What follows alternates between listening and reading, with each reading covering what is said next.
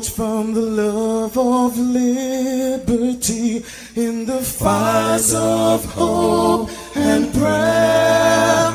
With boundless faith in our destiny, we solemnly declare. Side by side we stand, islands of the blue Caribbean Sea, this our native land. We pledge our lives to thee. Here every creed and race find an equal place, and may God bless our nation. Here every creed and race find an equal place, and may God bless our nation.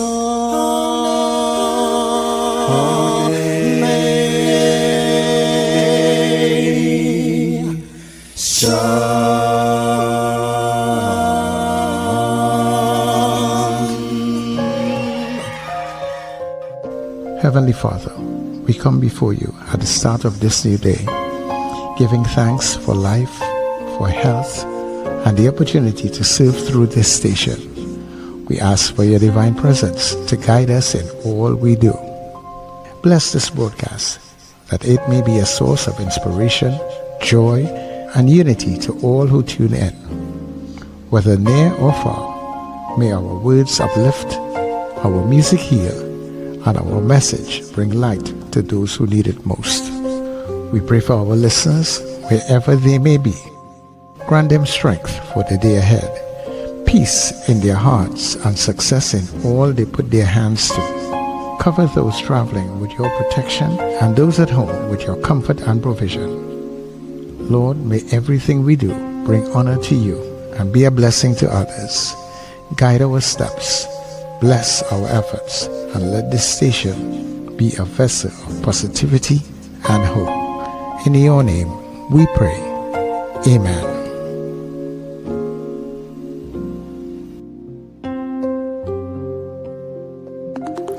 Your voice, your soundtrack, your station. New Era TT Radio. NETT Radio.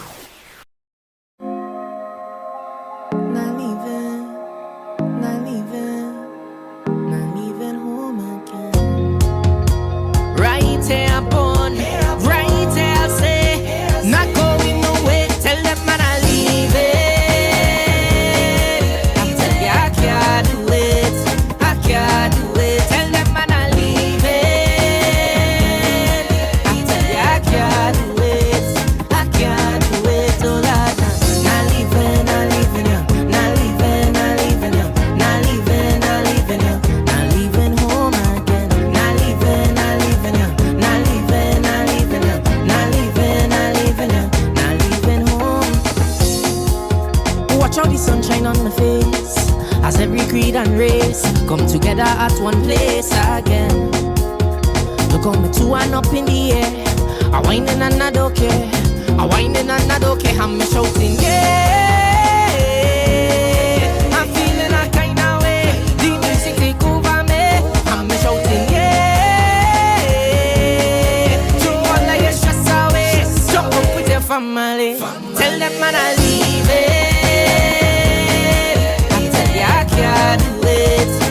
Can't do it. Tell them man I leave it. I tell you I can't do it.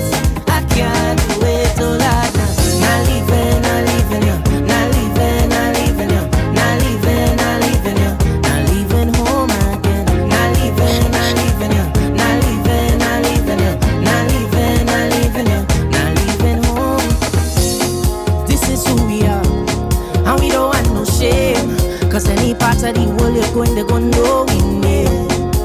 So why must I leave this beautiful place? Everybody come and embrace. It's the biggest showcase. I'm shouting, yeah. I'm feeling a kind of way.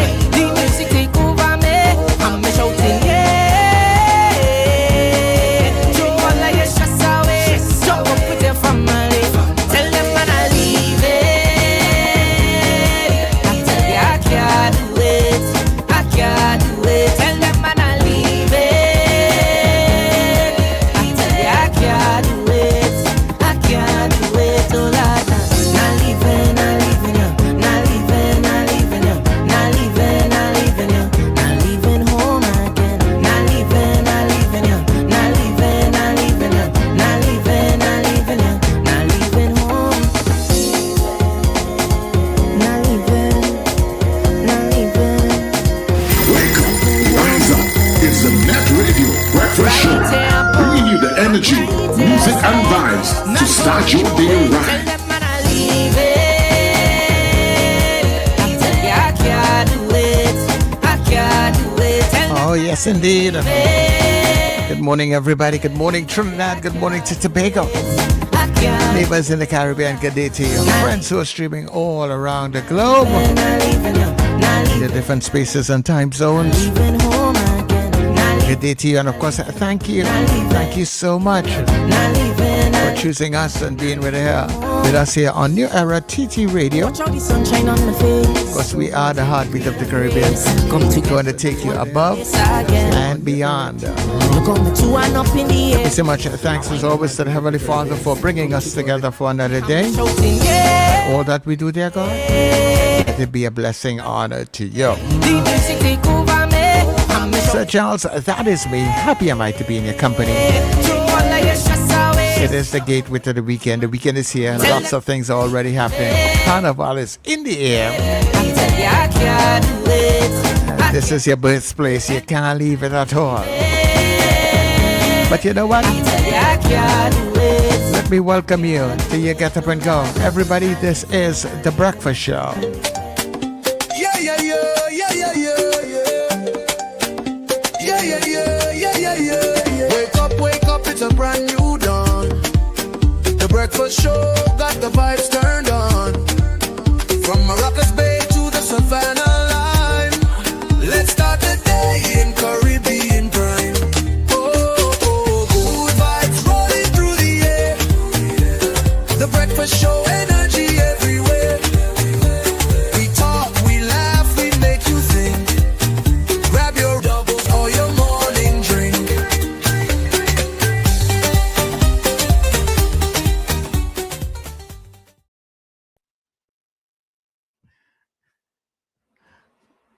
All right. Good morning, everybody. Is it nobody? All right. Okay. Hold on. Loose in my waist, not the answer shade. Washing up my spine, making up my face, not the answer shade. They don't know me already when it comes to party. I just wine and go down and wine and go down and wine and go down full stop. And everybody, they just talk about me with my hand in the air and rubbing my head. Whoa, you know I'm doing it. Till I hold on, babe. Till I hold on, babe. Till I hold on, babe. Till I hold on, babe. Till I hold on, babe. All right. So we are here. Good morning, Trinidad. Good morning to Tobago. Good morning, everybody, and welcome to The Breakfast Show. When we're not hearing you.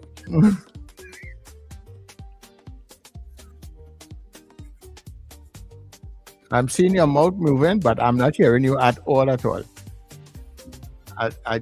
don't know what is the reason for that.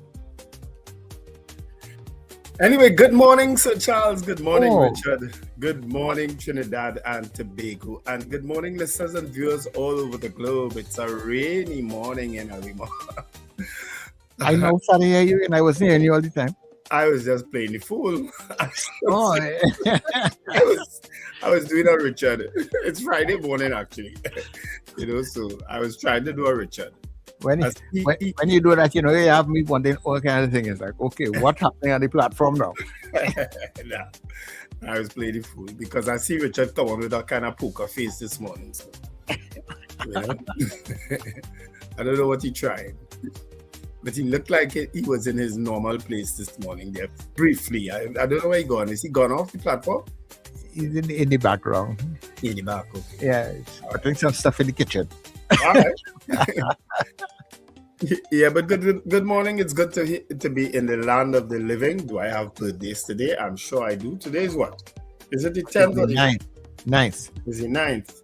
Yeah. Oh, this month speeding along already, boy. Yeah, it's You know? moving along really fast. Yeah. I have one birthday that's happening tomorrow, actually the 10th. So we want to hear, so I might as well send happy birthday greetings going on to Carvel Charles, who's celebrating her birthday tomorrow. So Casey, happy birthday to you. Okay. Today is DJ Carrie Wright's birthday. Was he a part of a twin? I think he was a side of a twin. Yeah, he and Karen. Yeah, Karen and Carrie Wright. His birthdays today. Shuma Prince, Gloria Edwards, Paul Gillen. That's of the Gillen brothers. Patches Knight and Tion Doppel. Tion Doppel is he a police officer? What Tion is? I ain't sure now. I think so. But he's from down in Corporate area there. Okay. So those are all my birthdays for today. And for the if you're celebrating a birthday over the weekend, have an absolutely fantastic day.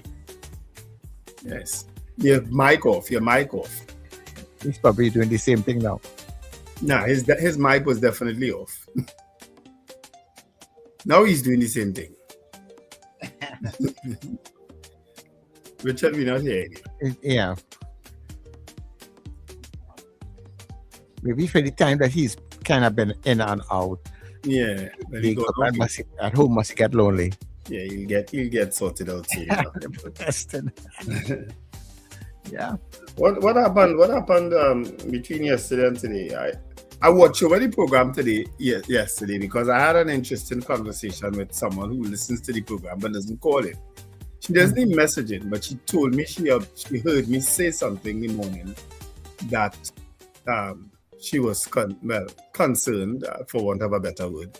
So she called me to reach out to me to have a chat with me. And I did play back the program, and I heard that when I said it. I didn't realize that it was in the context of, what were you talking about, Sir Charles? I don't know. So many things to be talking about. News segment yesterday. And it was in the context of, reaching out to your friends when they need and so on. Right. But the good news was about that, right? Yes. Just the friends and not ignoring messages and so on. And I had said something and she picked up on it and she reached out to me and we had an interesting conversation. She's a retired teacher. Is she retired? Teacher? I think she's retired. A retired teacher. So good morning, ma'am. I don't want to, I'm not going to identify you because now we're getting next call today. Yeah, it's only someone buff you can get. Yeah. Some people like to go under the radar. They like you to know that they're there, but they don't want you to to identify them. Yeah, but we know a lot of people like that. So that's main thing is that they're here, Yeah. Doesn't matter the capacity once you are here. So a special good morning and thanks for that call and conversation yesterday. All right, so you're hearing me now? Yes, we are. Loud and clear. All right, so good morning to all our listeners and viewers wherever you are joining us from. Of course, we know you have a choice what you choose to give your time to, and we're glad you chose us. And so, of course, welcome to the Breakfast Show. Of course, it's Friday, so the weekend has begun, people. We celebrate a Friday like no other show on the planet, I'm sure, because we love a Friday. And of course, today is exactly that as we head towards the weekend. But as we head to the weekend, but the weekend begins, well, the weekend has begun as far as we're concerned. So looking forward to the weekend and all that you're going to do this weekend. Is it raining up your side, Richard? It was raining earlier. It's not raining right now. Okay. Still raining that way. It was raining a little earlier. Because the official start of the dry season was yesterday, people. The Met office announced the official start of the dry season as of yesterday, right? I thought they announced that before. But I only saw it yesterday as an official announcement. Did they announce it before? When I was watching CNC3 News sometime in December. They don't announce dry season in December. Yes, it was in December. They said it was the beginning of the dry season, I think they said. In December? That's highly unusual. It was the weather guy and he was talking about the weather patterns changing. And he was saying this is really where the dry season begins, something like that. Now, as if it was an official announcement, I can't remember them saying that. Okay. But I think I posted it. He was interpreting it in terms of the weather or something like that. Didn't I post it in the chat yesterday? Or was it late? Was it late December? I can't remember exactly. Yeah. So whether This might have whether continue in the dry season long time. I mean, since then, in my mind. Yeah. I think I did yesterday. But yesterday I sent a video last night. Of course, I got it from somebody who lives abroad, Michael Robinson in Japan. I got a video because strange enough, I didn't get it from someone else. So I don't know if it's a recent video or if it's an old video, because everybody pulling back old news and old videos and things, all right? That's the order of the day. But it was of someone who parked on a corner in Woodbrook. They look like they went across by El Pecos, because a lot of people park right there to go across by El Pecos. They park on a crosswalk by a hydrant on a corner, and apparently it is a licensing officer. You understand? So whoever videotaped them going back to the vehicle with the bowl, with the container of food, I guess. And it looks like David I Street in Woodbrook. Which is right across. This currently breaking. I count 3. Parking on the crosswalk, parking too close to the fire hydrant, and parking too close to the corner. But who do you think is driving this Fortuner? Well, let's have a look. Because like I've always said, we live on animal farm. All animals are equal, but some are more equal than others. This should be a fireable offense. This right here, this entire act should be a fireable offense. Because you should lead by example. How are you going to come out here and ticket me for doing something that you also do? And this is why I always use the slave analogy. Many get offended when I say slavery and we put slaves in power, but it's true. They came and they told us that the British was bad. Put them in charge. We deserve the freedom. We deserve independence. We could control our own destiny. So we put certain slaves in charge. And then they change the rules from all animals are equal to all animals are equal, but some animals are more equal than others. This is what we talk about this year. Do as I say, not as I do. You know, if you met him in a roadblock, or you just met him in general and you say, oh gosh boss, I just want to get a box of food, you know, don't see. This is why tint is good for the ministers, but it's not good for you. This is why this police car here can be driving around with this mirror and it's okay. But if you had a vehicle that had no side mirror, you became a road hazard. Because the laws of physics only apply to civilians. So if you can't see from your side, then you are a hazard. But if he or she driving his police vehicle can't see from their side, it's okay because they are the law. They are the police, and the laws of physics will understand. When in reality, a hazard is a hazard regardless if you have blue stripes in your car or not. But in Trinidad, this exact vehicle is going to stop you somewhere on the road and say, hey, 70 merit points and a $1,000 ticket because you have a cracked headlight or a cracked tail light or your number plate fading and you are a hazard on the road. Meanwhile, this is okay. Yeah, that is the voice of Rambles, of course. Everybody would know about Rambles on social media in terms of his narration and so on. You know what I mean? But yeah, a partner had sent that for me yesterday and I said, it probably is an old video. It has to be recent in the context of what the narration is about, you know what I mean? Yeah, but he mentioned the merit points and the $1,000, so that had probably been at that point in time. Could be. Yeah, so it's probably an old, but it's a very relevant thing because it happened. It happened and it happens. It's still happening. But the other day I was in El Pecos, and right where they have people scrambling about when wreckers come. A police vehicle park up right there, and all 3 of them come in, a guy, a woman, and an ex-guy. They came in and they buy the food. You know what I mean? Because there's a kind of how I should put it, unwritten rule in most food places that when a police officer comes in uniform, they attend to them first. Right. There's a kind of unwritten understanding, I guess, in most food places. So they came in and they went up to the side. They didn't join the line in El Pecos, that is, and they got their food. You know what I mean? But they were right smack on the same spot that they wreck people. I've seen people get wrecked right on the corner. Yeah. You know what I mean? But I guess it's a police vehicles. I guess police vehicles are exempt from. I wonder that because like the other day I was right in Port of Spain on Park Street on Henry Street there, right by Republic Bank, and that crosswalk that goes across Park Street. The police was parked on the crosswalk. Yeah. So you had to go around the police car, then come back on the crosswalk and go across the road. You know, I did a video once right by St. James Police Station. You know, they've basically commandeered that street, right? Lazari Street, right? They have all the vehicles on top of the pavement and parked up all how. They're private vehicles and sometimes police vehicles. And then even across the road in the street opposite Jerry Street, they have wrecked vehicles there. And I had done a video. I brought it to council, but more importantly, it was when Gary Griffith was commissioner. And I sent him the video because there's a wheelchair ramp right there. And they park the vehicles in front of that wheelchair ramp. Nobody can access the wheelchair. As a matter of fact, you basically can't walk cross by Lazari Street corner because of the amount of police vehicles parked there and the barrier that they have across.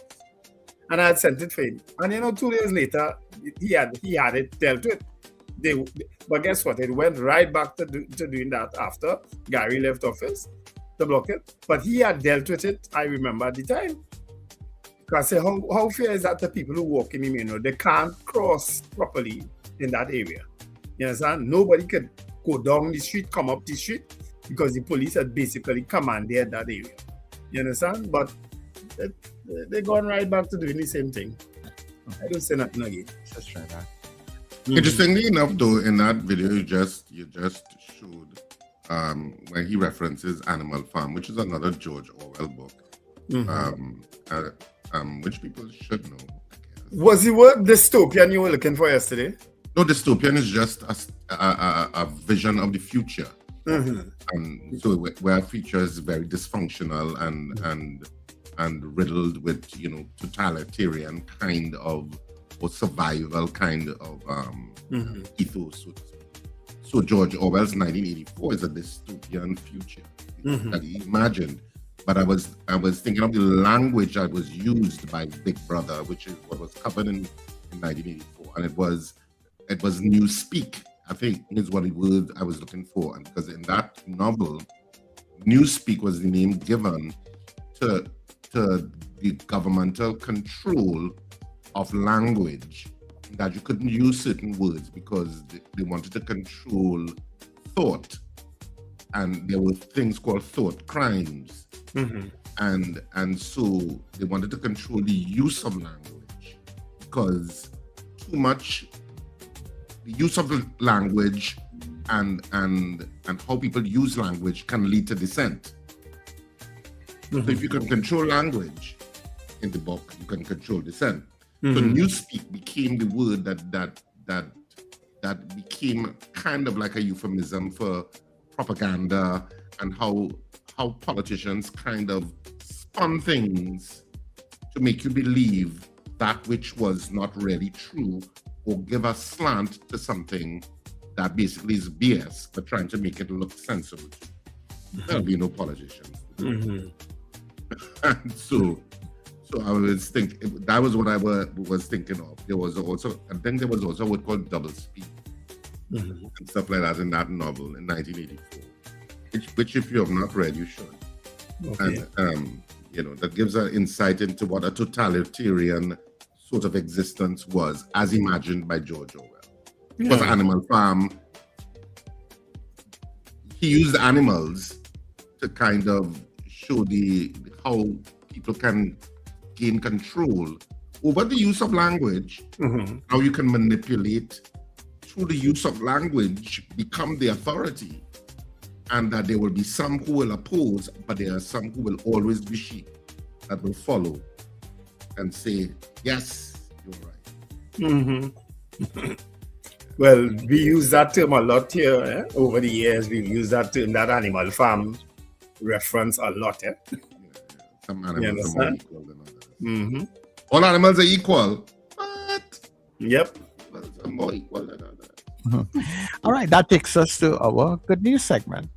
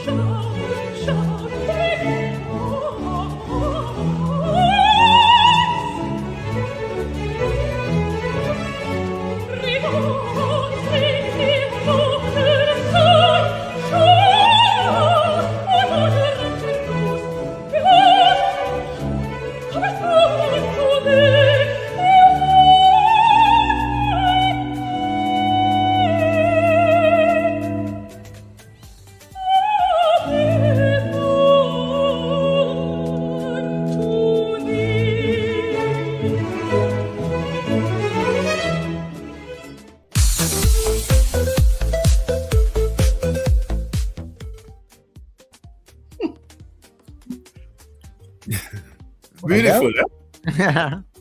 Richard, you could sing like that? Gin and the beak. Well, I'm not a soprano, no. What are you? I'll be more baritone. Baritone. Yeah. Okay. I could be anything I want to be. Okay, be a soprano. Let me hear you.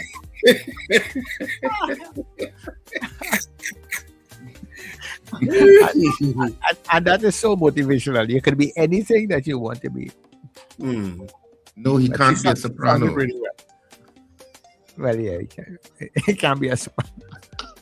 But I'm doing the beak. I just felt like music is good news because I saw the clip, and so many people still don't know her in Trinidad and Tobago. And Yes. and she's making such waves internationally as a classical soprano.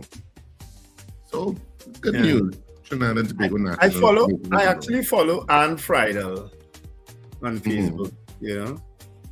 I think she performs out there in London, right? Yeah, in the UK. Yeah. All right, so let's get into the chat. I just got a very interesting flyer. I don't know if you all saw it, from the Inland Revenue Division. I'm always wary about some of these things. It says the Board of Inland Revenue is advising of your tax obligations, and this is for Carnival. Attention, band leaders, promoters, and artists. Promoters are required to register for VAT, pay income tax, corporation tax, pay green fund levy, deduct and remit withholding tax for foreign artists. Local artists are required to pay health surcharge, pay income tax, submit tax returns. Band leaders are required to register for VAT. But most of these people probably won't qualify to pay these things. They probably have to pay for NIS and so on. You know what I mean? For the employees that they have in the band or in the fets and so on. But most of them wouldn't cross the VAT threshold, probably not for the year. Some may not. Yeah. Oh, Lord. Some of those small and not small, but medium and large bands will definitely fall into those categories. But there are some promoters who definitely go in there. DJs may not, if that's your, you just have to look and see. Yeah. The threshold for income tax is around 7,000 and less. Mm-hmm. You don't pay income tax. Yeah, 7,200. 72. Yeah. And less. You don't pay. Mm-hmm. You're supposed to pay health surcharge if you're a regular employee, but if you're just a contractor, you wouldn't have to pay health surcharge. If you're just contracting somebody to do something, would have to pay health surcharge or NIS. I don't believe once it's like a very short. Actually, NIS I'm not sure. No, but if you're a contractor and you don't pay NIS, the contractor would pay his employees NIS. Yeah. Unless he registers as an employee of his own business too. Yeah. But all these things are happening around us, and I won't offer my opinion yet. Let me greet the people in the chat. We want the money. Eunice Dublin. We need the money. Eunice Dublin came in once again. First morning, Miss Dublin. Joyce Phillip, Margaret Thomas, Wendy Ann James. Now, I'm going to tell you what the person told me yesterday when I pick up something, right? I pick up Wendy Ann because you always say Wendy Ann and Frank. This morning you say from the both of us. So I just teasing you, right, Wendy Ann? Put back Frank name, please, right? Right? So Wendy Ann and Frank James, I put it in for you. Or they could patch that up. Odell Guy says good morning. Brennan Smith. Manuela Peters, Eva Smith also says good morning. Erica Charles, Claire Lindo Rollins, Diane Payne. Have a safe weekend. Ian Stewart, Florence Bazi also says have a fantastic weekend. Slick Money Grip picked up on something I said yesterday too and put it in the chat. Debbie Modest, Victor Phillip, Marlon Motley, Robert Taylor back out in Fernandina Beach, Ingrid from Tucson, Arizona, Apollonus, Boy Videsi from Debe. Debe get special mention from the Prime Minister the other day, boy. You hear that? She said, and no, anybody gets it from Debe to Diego Martin. Katia and Charles, of course, and Arlene out there in Bronxville. Ian Stewart, yes, sir, plenty rain this morning. Sherwin and Juliet Kerr, that's how you do it, Sherwin. Have a fantastic Friday. Merle McCormy, Carol Guevara also says good morning. Trinidad Margot, Kenny in Harlem, Gavin Frank in Powder Magazine, Carla Hercules, Carlisle Cupid, Richard Jeremiah, morning Richard. Doreen Pierre, Ron DeSantis Jr. says, you'll finally realize what's incorrect on Minnesota. What? Why the long faces? You'll finally realize what's incorrect on Minnesota. Who was incorrect on the Minnesota shooting? You talking about where the lady gets shot from ICE people? What was incorrect about it? Okay, Ron, you need to call in and explain that. Michael Cadet, Ambrose Blau from New York, Prabha Ramdial, Stephen Wilson says, of course, I don't know what was that in reference to. Carol Guevara, that sounds like Rambles. It was. Trini in, I think it's Nashville. Good morning, guys. Happy Friday. Dean Allen says, yes, everyone. Hi, everyone. That does sound like Rambles. Florence Bazi, as the Chinese philosopher says, tongue hang man faster than rope. Julia Samantha, Beverly Andrews, it's Friday, whoop whoop. Dean Allen, yes, oh yes, the traffic lights at Old Power Gen coming from Wrightson Road to R. Peter. Traffic lights from Old Power Gen. Wrightson Road to R. Peter. Cars block the crossroad.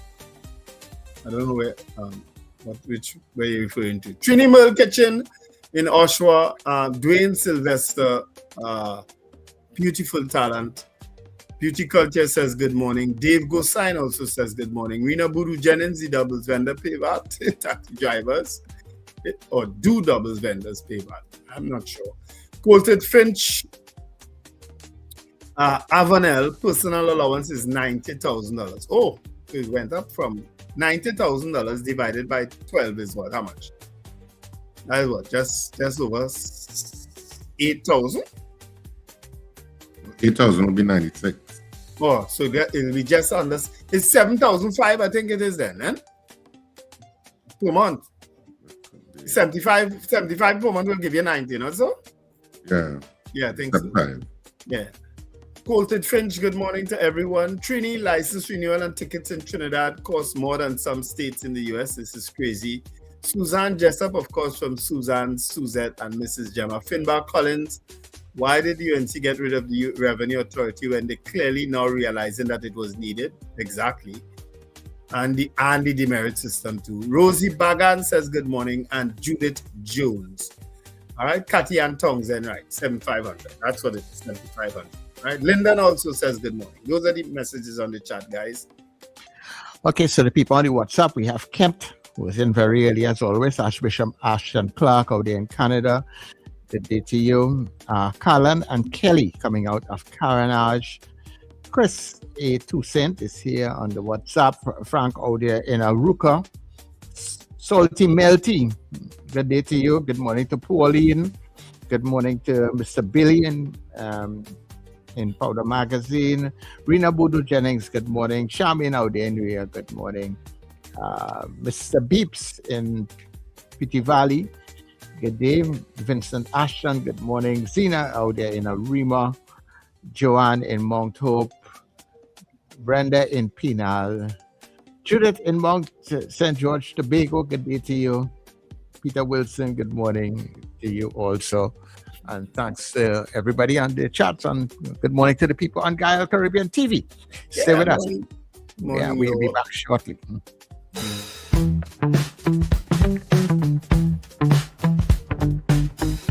S&H Rumbox, 137 Western Main Road, St. James, for all your retail and wholesale needs for alcohol and non-alcoholic beverages. Call us at 686-0599 or visit us at 137 Western Main Road, St. James. S&H Rumbox, drinking out of the box.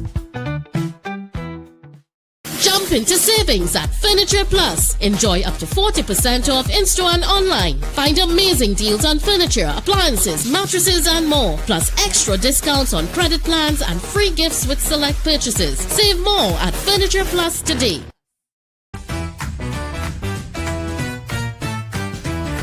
Advertise with us on New Era TT Radio, the fastest growing streaming platform for talk in Trinidad and Tobago. Audio and video ads welcome. Elevate your brand with us. Connect with us at newerattradio@yahoo.com or call us at 299-5156. Now what are you waiting for?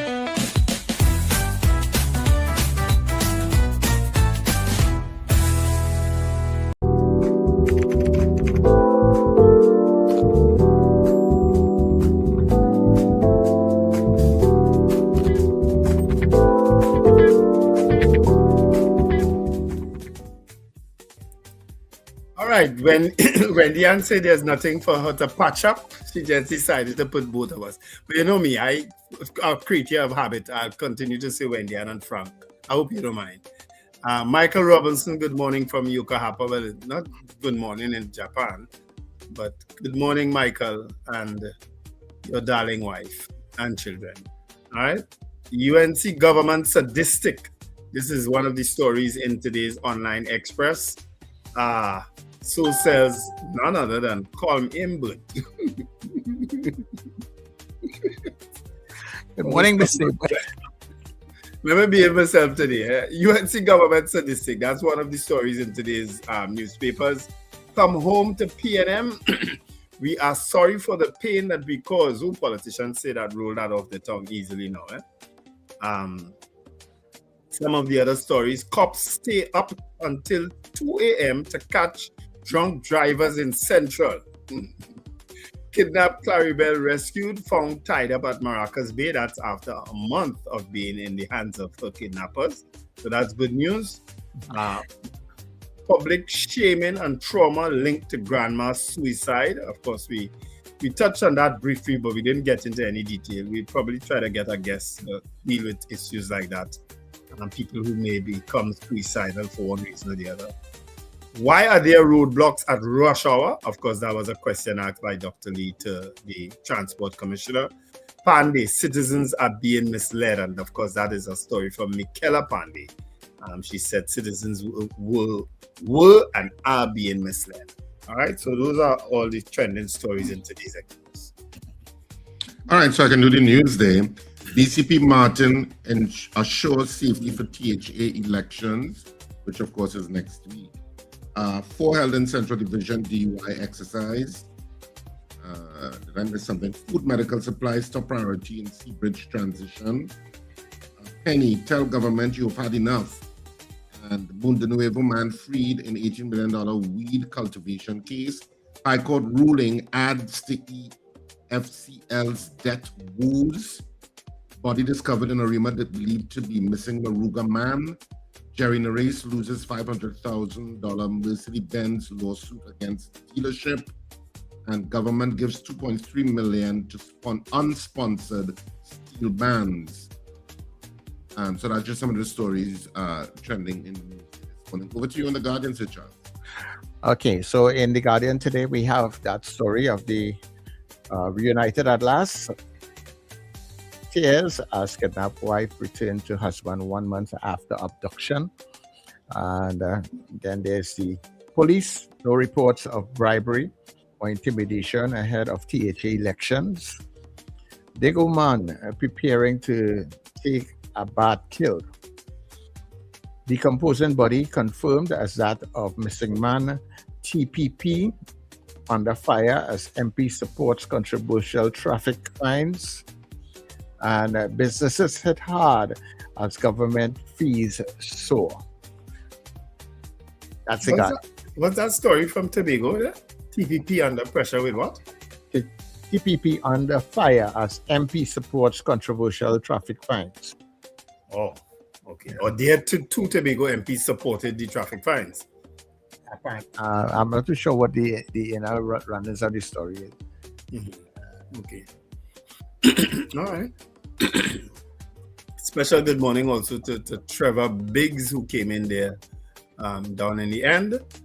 And of course, beauty culture, we're going to do a program on that because you're absolutely right. Depression is real. And anytime depression leads to the kind of tragedy that we've seen in this instance, where a grandmother decided to take her own life because she was being, how I should put it, for want of a better word, accused of causing the death of an infant.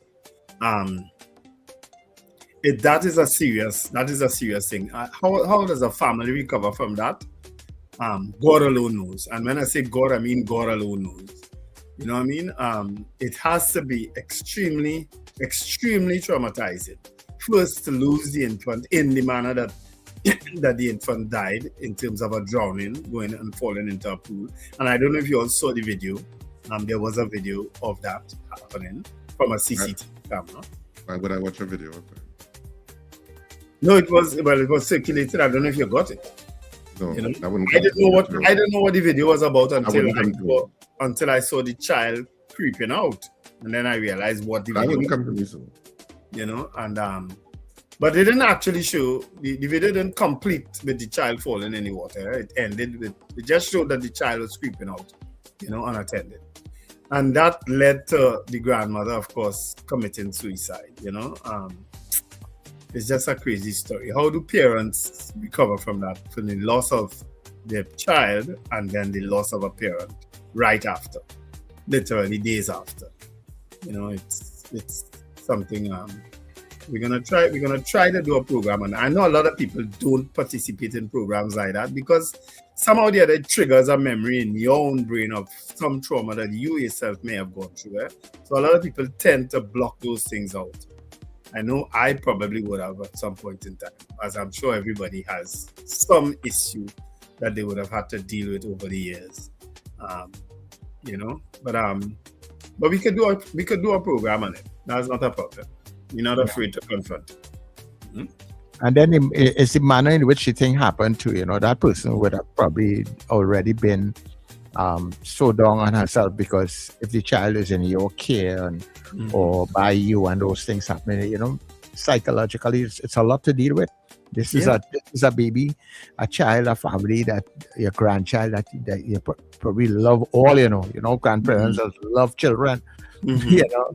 And because after the children get big and they go on away and that kind of thing, grandparents hold on to the little ones, you know.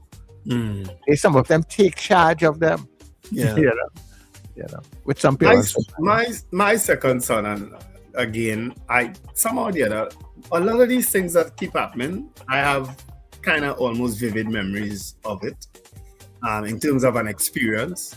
And I remember my second son, he was a baby. He wasn't yet 2 years old.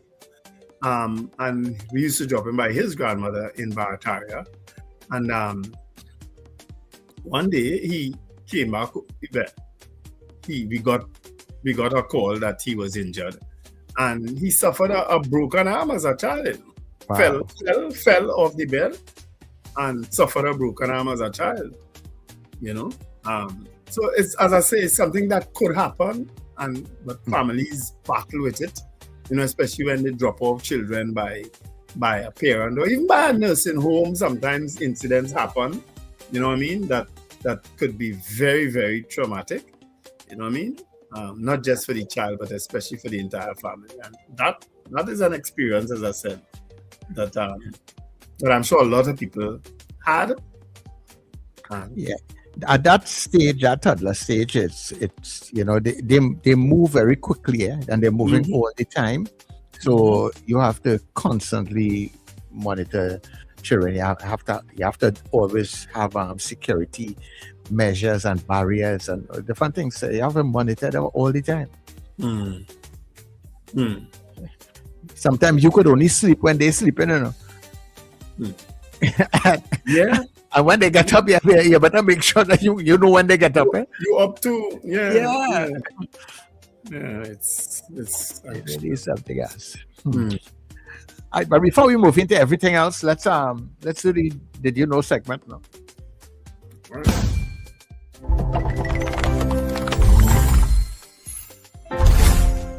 Am I the only one that didn't know that Vincent van Gogh died broke and that today his collection is worth more than $10 billion? And it's all because of one woman named Johanna? This is one of the best stories I've ever heard. So Van Gogh lived in the southern part of France. His brother Theo lived in Paris. His brother was an art dealer.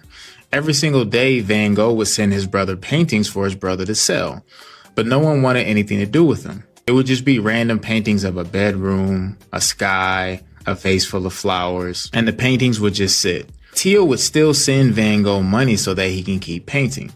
Van Gogh would also send his brother these letters describing his chaotic life as an artist. In 1890, Van Gogh passed away flat broke. 6 months later, his brother Theo passed away. Theo was married to a woman named Johanna. Once Theo passed away, Johanna was stuck with a 1-year-old and all of these worthless paintings. She would hold exhibitions trying to move the paintings, but again, no one wanted anything to do with them. Then one day a light bulb went off, and she remembered all the letters that Van Gogh would send Theo. So she started reading the letters, and she found them moving. So she decides to publish the letters, and the book became an overnight success. Everyone wanted to get their hands on the book. Because of this, everyone wanted to get their hands on Van Gogh's paintings, because now the paintings weren't just meaningless. There was a story attached to them. For example, this bedroom scene. Van Gogh wrote in his letters that this bed was the first thing that he managed to buy for himself. This vase represented admiration that he tried to show to a fellow painter, but he was shunned. So some of the flowers look withered. This night sky was his view from the mental facility after he cut his ear off. Suddenly, with the stories behind these paintings, their values skyrocketed. This random painting of a bedroom is worth $500 million today. This vase of flowers is worth $1.5 billion. And this random sky is worth $2 billion. But if it wasn't for Johanna's bright idea to put the stories out there, we may have never known who Vincent van Gogh was. And it's an amazing example of how stories truly add value to things. Wow, this was dope to me.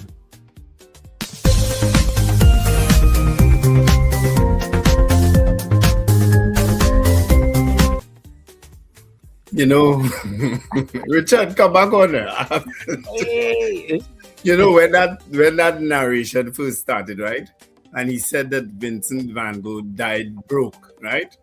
And then he said that his paintings are worth over $10 billion today.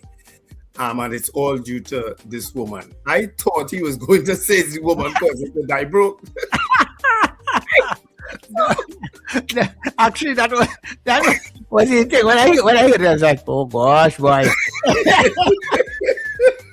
But it's the woman that caused it to be worth $10 billion today. I said, man, it was like Bezos. Y'all cannot be so cynical about love and marriage. Oh, Lord. Eh? Yes. A nice story. What is it? Oh, they're like two old bitter men. Oh, Lord. You just laugh. That say, oh God, is the woman caused the problem? That's where both all the brain went. That's how. I'm sure everybody who listened to that at the beginning thought, oh Lord, what this woman do, Van Gogh? Woman again. But then they were saying, which is that you had chance with woman?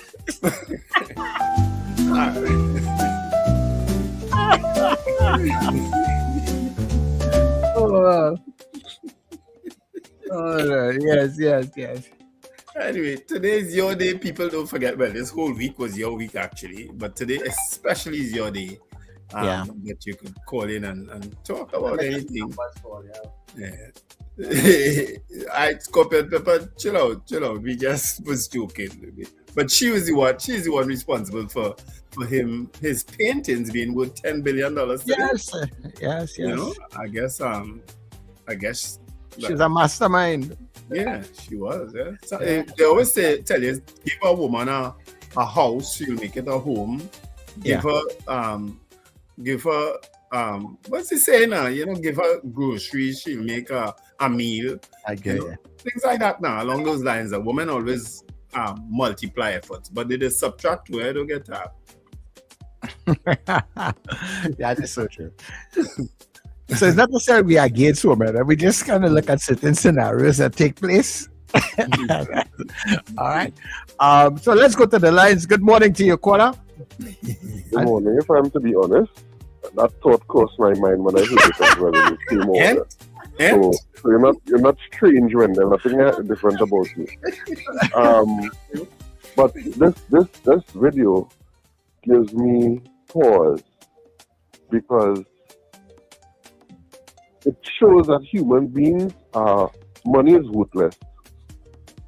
It proves to me that money is worthless because those paintings, to me, look like an 8-year-old child painting.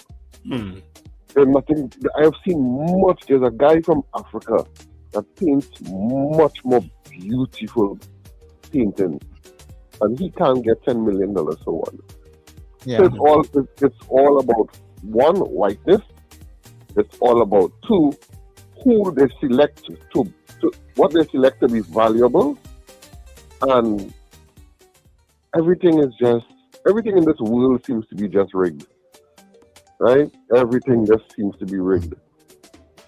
Okay, can bring it back home now. This attack on Venezuela, Russia and China was claiming to be allies of Maduro.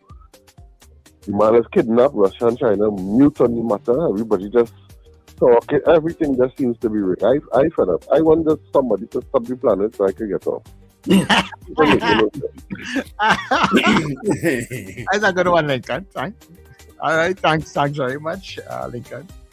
Mr. Grant. Lincoln feeling. Good morning.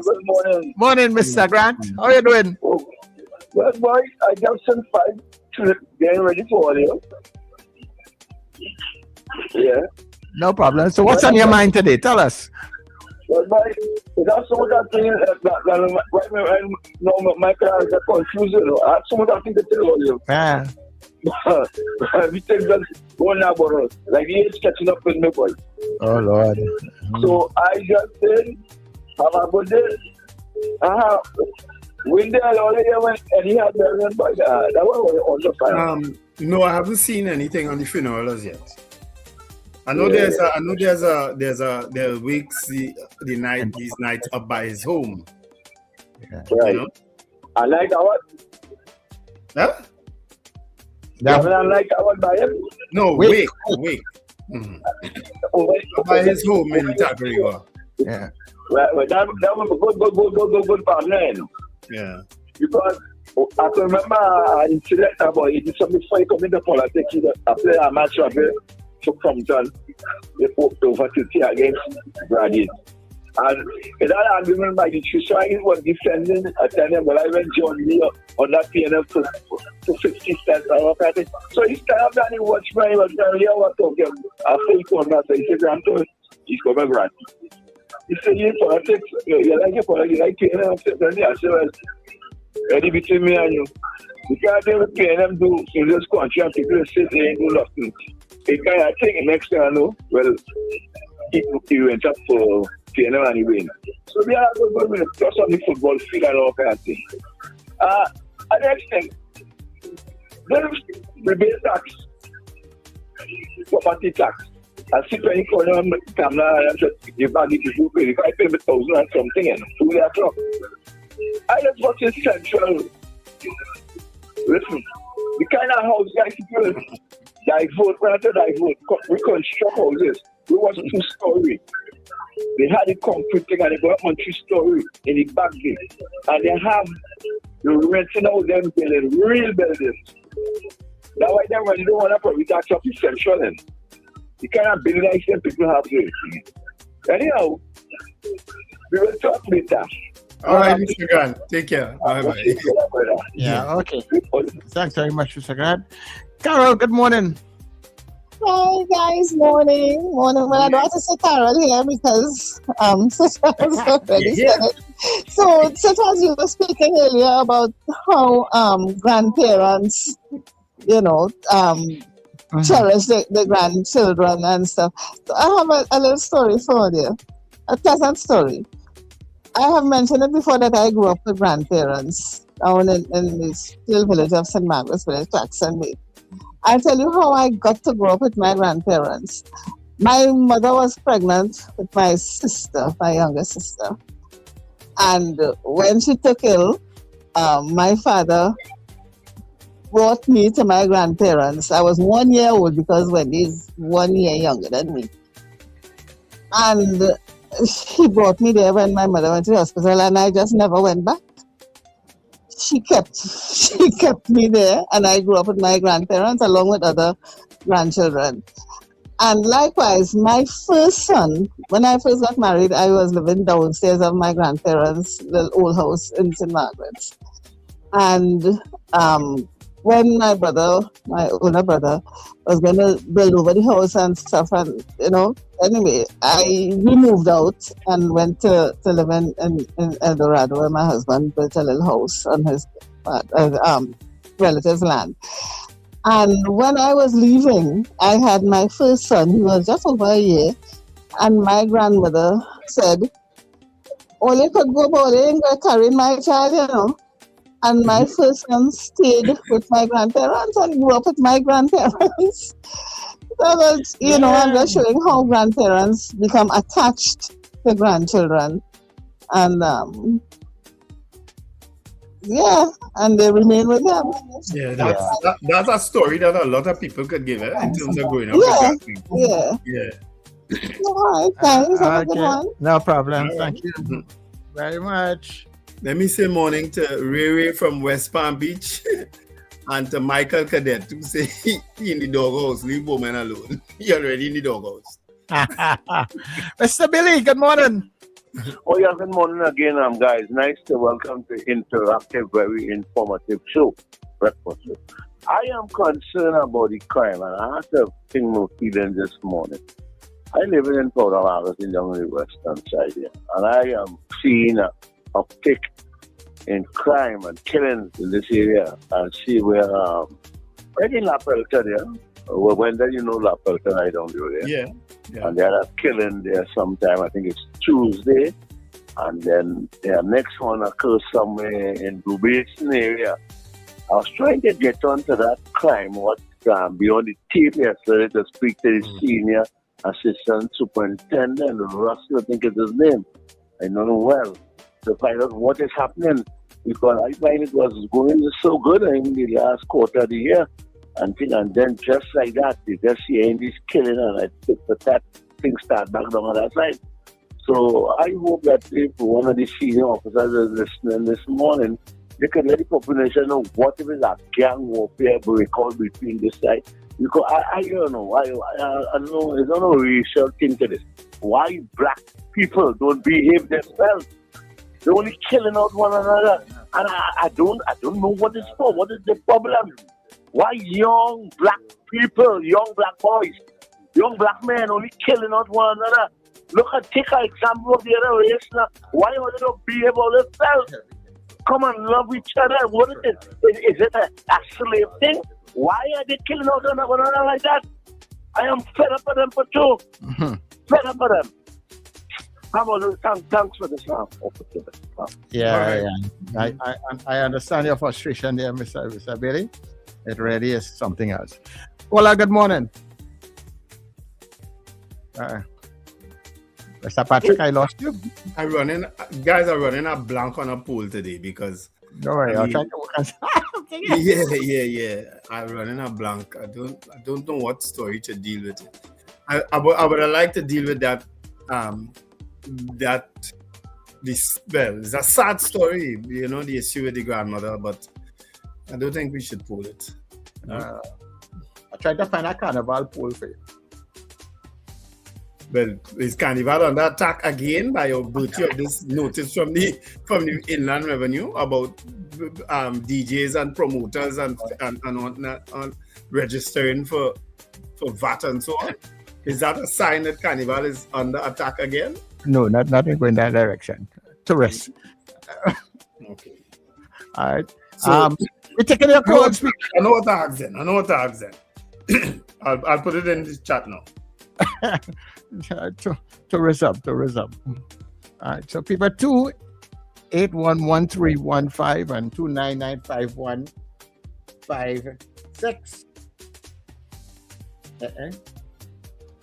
All right, I'll put it in here, right?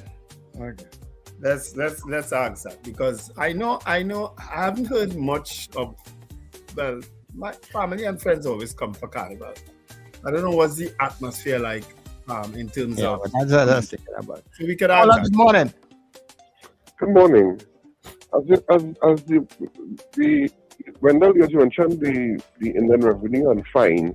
Mm-hmm. It reminds me of a situation that occurred last year or year before, where two prominent businessmen, it was announced that they were owing millions of dollars in fines, in taxes. You will be aware who I'm speaking about. Yes. What is the drive, or have these people committed to paying or started paying these outstanding taxes? What's the update with that? Well, you can ask for update, but more than likely, if that story story money became, from the small man, they seem to want every penny from the small man. But I'm not hearing about these big businessmen who owing the government and taxes to the state. But me and you don't want every penny. well, it's possible that they would have made some sort of arrangement with the Board of Inland Revenue to start paying. I remember it was the owner of Movie Town, and it was the owner of is 96.1 FM. Correct. I mean, it was in the 17-something million dollar range. Yeah. One of them was in the 17-something million, one was 100 and something million. Mm-hmm. If you want running down money, that's a lot of money. That's a good bit of money. Yeah. Another question that I have to ask that I'm curious about. The landlord, what is the landlord tax going to be used for? Does anybody have any information on that? This is a problem with reporters. I like to call them reporters, because then I don't think they're journalists. They just report what they hear. Not asked. Because I can answer that, you know. Tell me. It all goes to the consolidated fund to pay bills. Yeah. That's where all taxes go at the end of the day. So it's not like the property tax that's going to be used in your community to fix the potholes and manholes. You really believe property tax going to use for that? Was going to use for that? No, but if you all remember, that is the reason why I said I'm not going to pay it, because I know I wouldn't get my money smooth if I pay that money and I still can't get the guy in the wheelchair who in my community still can't drive down the sidewalk properly because he had to be dodging a set of manhole and all this stuff. My road as I drive out my yard, I pass 6 potholes before I get to the main road. Can't get it. And Lincoln, if you remember, there was a specific tax for that called the road tax that was added on to whenever you go to pay to put gas in your car. Did that ever used for the actual roads and them? Nobody knows. Alright, so the poll is up. When all that has been happening in Trinidad and Tobago, when they'll tell them what's going on with the poll. And we're going for the news now. Yeah, with all that's been happening, and so we can't put all of this in the poll. Yeah, all that's been taking place in Trinidad and Tobago, do you expect an influx of visitors for Carnival 2026?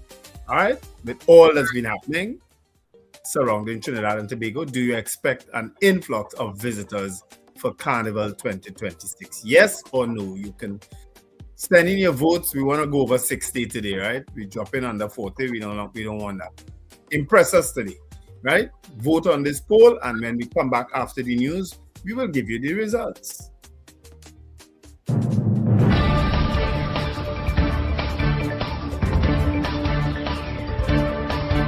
The news you need, the clarity you deserve. Local, regional, global. This is Net Radio News Now. This is News Now on New Era TT Radio and Guile Caribbean TV for Friday, the 9th of January. Thank you for joining us. I'm Derek McMillan. Good day, everybody. We begin with some good news. Kidnapped victim Clarabelle Tardillo has been found alive following a police operation in the Maracas Bay area. Police say the operation took place along the North Coast Road between 9 p.m. on Wednesday and 6 a.m. on Thursday, after officers acted on intelligence and searched a location in Maracas Bay. Tardieu was found with her hands and feet bound and her face covered, but with no visible injuries. She was handed over to the anti-kidnapping unit and taken for medical evaluation as a precaution. The operation involved multiple specialized units and was led by senior officers, including Assistant Commissioners of Police Smith and Singh. Claribel Tardieu and her husband were abducted on Monos Island on December 6th. Her husband was released days later, while she remained in captivity until today's rescue. The Trinidad and Tobago Unified Teachers Association has raised concern that teachers' January salaries may not reflect agreed pay increases. In a media release, TTUTA President Crystal Ash said no instructions have been issued to the Education Ministry's Finance Department to calculate and implement the new salaries, despite negotiations being settled with the Chief Personnel Officer last April.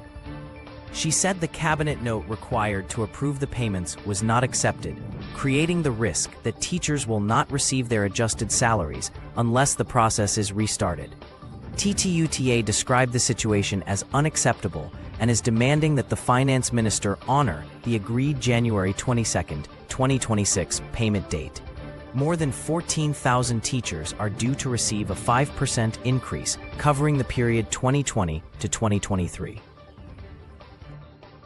Cabinet has approved $2.3 million in funding for approximately 145 unsponsored steel bands across Trinidad and Tobago ahead of Carnival 2026. Under the decision, conventional steel bands will receive $20,000 each, while single-pan bands will get $10,000. Speaking at Thursday's post-cabinet media briefing, Culture and Community Minister Michelle Benjamin said the funding will assist bands with instrument upgrades, fine-tuning, and transportation costs. She noted that many unsponsored steel bands provide cultural and community services without adequate support, prompting the government's decision to continue grant assistance. Minister Benjamin said the initiative reflects the government's ongoing commitment to preserving and promoting the steel pan as a central part of Trinidad and Tobago's cultural identity. 4 motorists have been arrested following a targeted driving under the influence operation in the Central Division. The exercise was conducted between 6 p.m. on Wednesday and 2 a.m. on Thursday by the Central Division DUI Task Force as part of efforts to reduce impaired driving and improve road safety.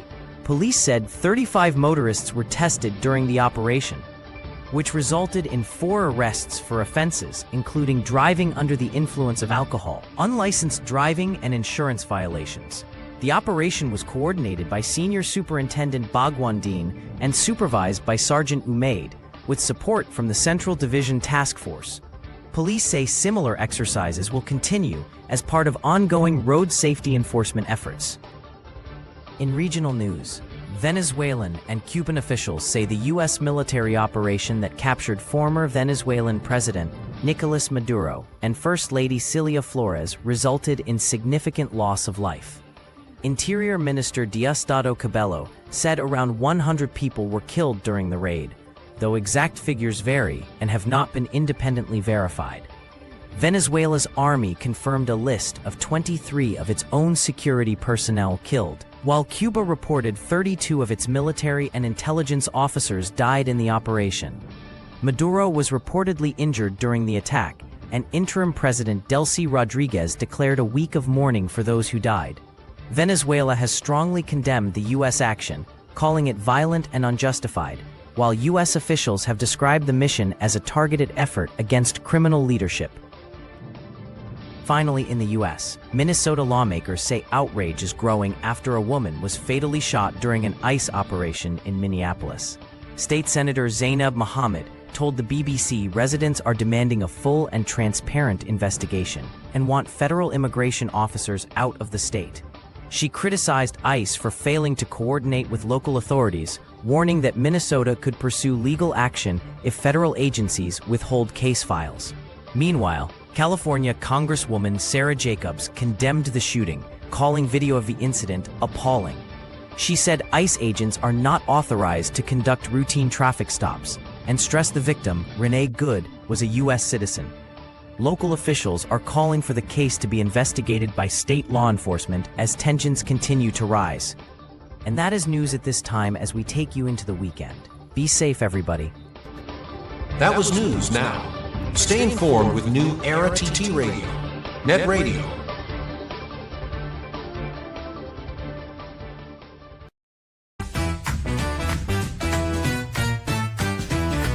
Advertise with us on New Era TT Radio, the fastest growing streaming platform for talk in Trinidad and Tobago. Audio and video ads welcome. Elevate your brand with us. Connect with us at newerattradio@yahoo.com or call us at 299-5156. Now what are you waiting for?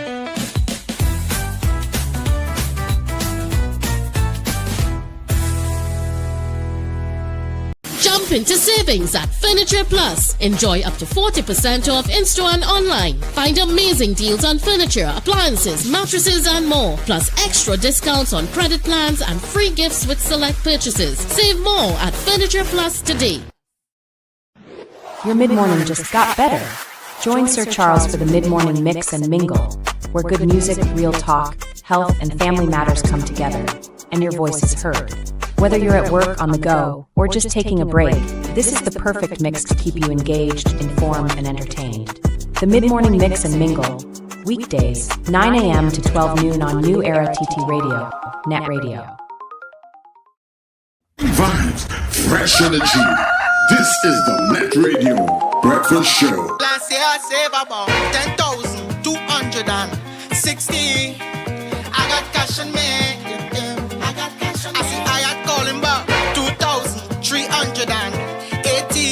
So this party can't deny me, and all the drinks them on me. You see, I could go in that bedroom, go in that party. Oh yeah, I working so hard, I got money, and I'm doing what please me. Cause everything I bring, oh yeah, I working so hard, I got money. Now I go bet, all your bet, I now play a check. I ease my stress, I work and I save. Cause I invest to do this again and again and again. I'm not upset, I'm Buddha blessed. I'm not in debt, book a private jet. Watch me two-step, Jagga in the best. And I'll do this again and again and again. And you can see me with 2 bottles of rum. I just want you to know, though I'm too high for your low blows. And if you see me on the road, winding down, worries by the boat, but once I'm down broke, you see I could go in that bedroom, go in that party. Oh yeah, I working so hard, I got money, and I'm doing what please me. Cause everything I bring, oh yeah, I working so hard, I got money. Now I go bet, all your bet, I now play a check. I ease my stress, I work and I save. Cause I invest to do this again and again and again. I'm not upset, I'm Buddha blessed. I'm not in debt, book a private jet. Watch me two-step, Jagga in the best. And I'll do this again and again and again. You see, I could go in that bedroom, go in that party. Oh yeah, I working so hard, I got money, and I'm doing what please me. Cause everything I bring, oh yeah, I working so hard, I got money. Now I go bet, all your bet, I now play a check. I ease my stress, I work and I save. Cause I invest to do this again and again and again. I'm not upset, I'm Buddha blessed. I'm not in debt, book a private jet. Watch me two-step, Jagga in the best. And I'll do this again and again and again. Just got better. You're locked into Net Radio Breakfast Show. Fueling your day with the best music and real talk. 2,380. Yeah, that's the music of Pharaoh 868. Sure you remember him for being here on the net. Go in that party. Oh yeah, I working so hard. It's called a carnival budget. Make sure you have your carnival budget. Everybody, welcome inside the second hour of the breakfast show. Right here on New Era TT Radio. NewEraTTRadio.com. That is where you get us. And for all you people listening and watching us on the YouTube and Facebook, and also on Gael TV. Remember, when we finish with the breakfast show, you can get us at NewEraTTRadio.com. NewEraTTRadio.com, and that way you'll be able to listen to us all throughout the day. Of course, coming up after the show also, when we go to our website, you'll be able to listen to the MSG on their Tuesday Talk. We'll be bringing that to you somewhere at around 8:30 this morning, right? Oh yeah, I working so hard, I got money. Now I go back. All your bet. So with all that has been happening, people, all that has been happening around us with Trinidad and Tobago and everywhere else, Carnival is in full gear right about now. They kicked off the Flavor Village yesterday. They have Pan coming up sometime this week or something like that. So guess what? Do you expect that Trinidad and Tobago will have an influx of visitors for Carnival 2026 as we normally do? What do you think? Yeah? Vote yes, vote no? I'll tell you how you voted when we return, right? In the meantime, stay right here. It's New Era TT Radio.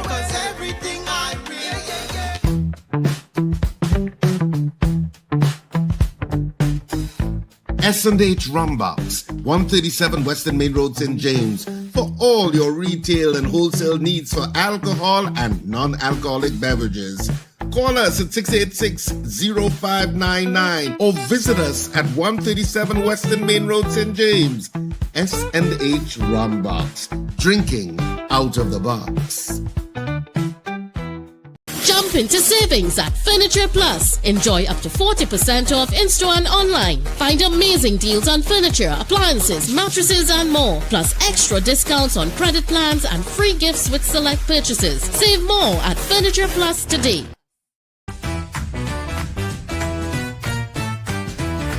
Advertise with us on New Era TT Radio, the fastest growing streaming platform for talk in Trinidad and Tobago. Audio and video ads welcome. Elevate your brand with us. Connect with us at newerattradio@yahoo.com or call us at 299-5156. Now what are you waiting for?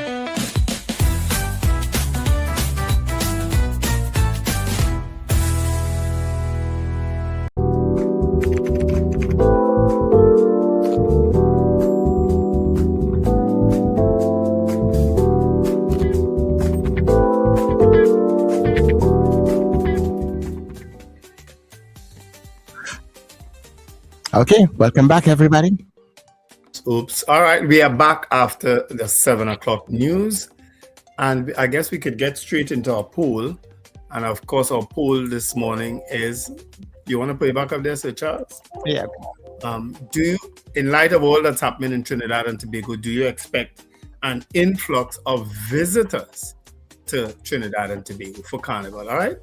That's our poll this morning. Do you expect an influx of visitors for Carnival 2026? And let's get into the poll results. Who's writing? You're Richard. I'm writing. Okay. Yeah, I think Richard is still in transit. All right. And Richard has been kind of with a lot of stuff this week, people. He's very busy, yeah? Yeah, I would imagine. Yeah. So please excuse him. Yeah. All right. So we started with... Right. Go ahead. Let me make sure. We started with Slick Money Grips, then no. Alistair Hart, no.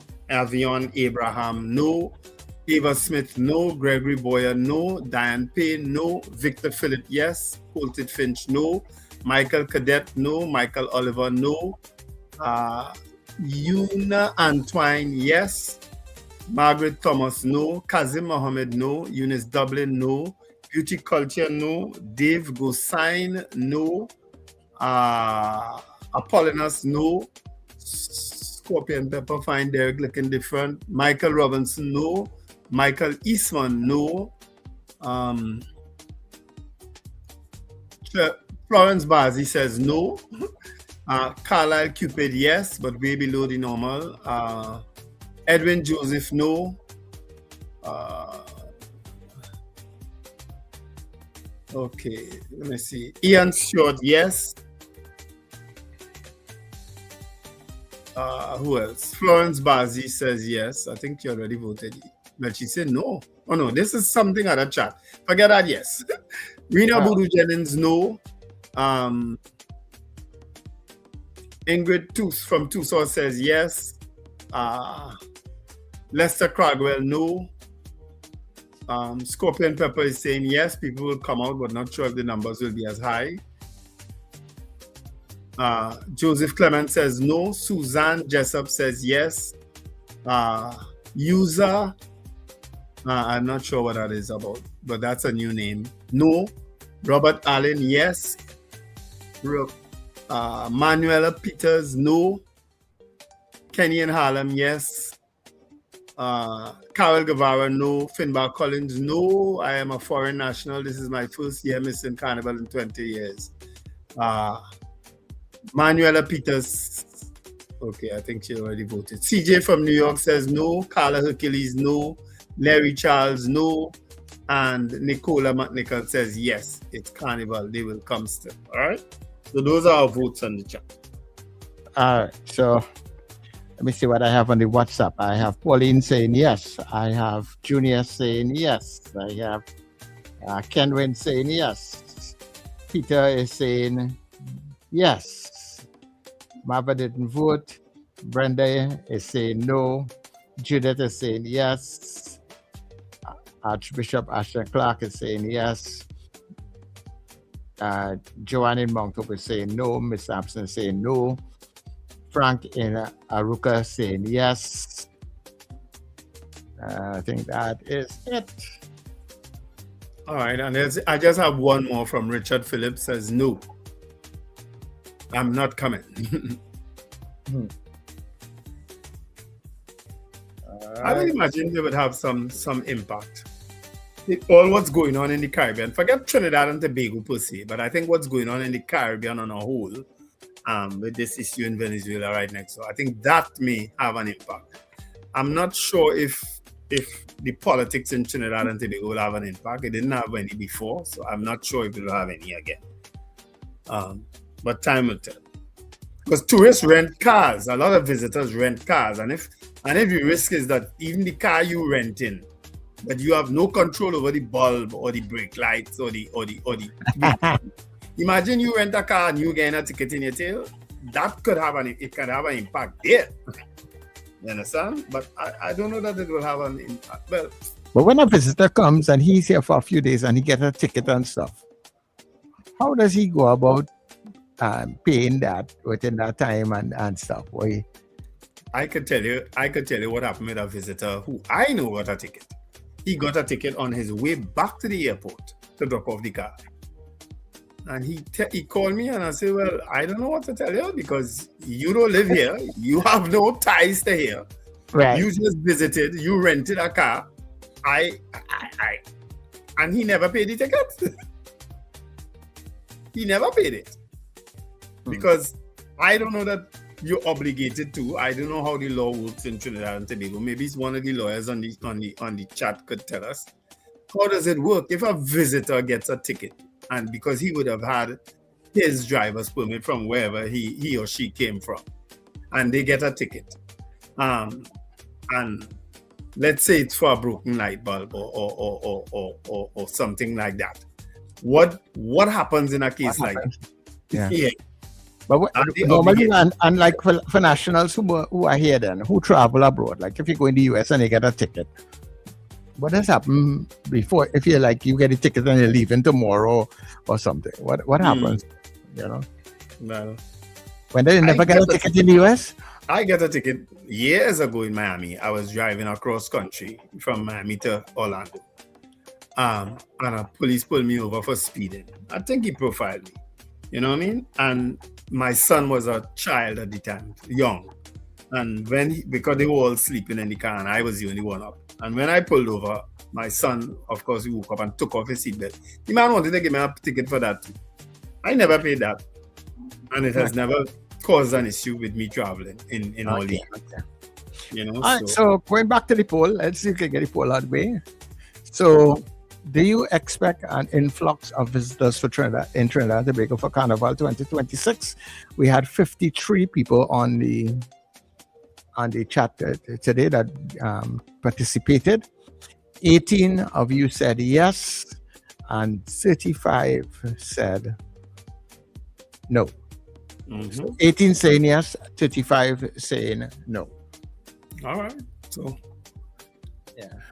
So and Zena just came in with a no also. So that is 36. Mm-hmm. And that would take us to 54. All right. But we could even engender discussion around that too, because, and if, as I say, any attorneys listening and could offer an opinion on what happens if a visitor, someone who comes to Trinidad and Tobago, rents a car and gets a ticket. What happens? Because I'm sure it has happened before. I'm sure people have visited Trinidad and Tobago, used their international driver's permit or their driver's permit from wherever they came from, and gotten a ticket. What happens in a case like that? It'll be very interesting. Very, very interesting. A couple of things. Let me let you guys know who are listening. On the 19th of, which is Monday the 19th, we are going to be doing our karaoke, Carnival karaoke on the net, right? On the breakfast show. So start to practice up your favorite calypso or soca for this year. And you'll do a verse and a chorus, right? And every day we will try and get with 2 persons to participate, and we will choose one going forward. If you are the daily winner, your name will go into the karaoke pool.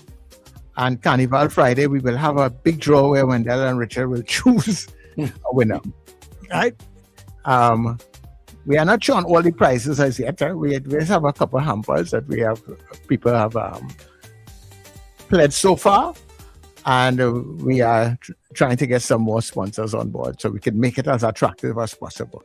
You know, so, but for now, we just need you guys to get in tune, get ready, get organized, start to learn your tune. You have the whole next week to practice and get yourself in a gear, learn your song, a verse and a chorus.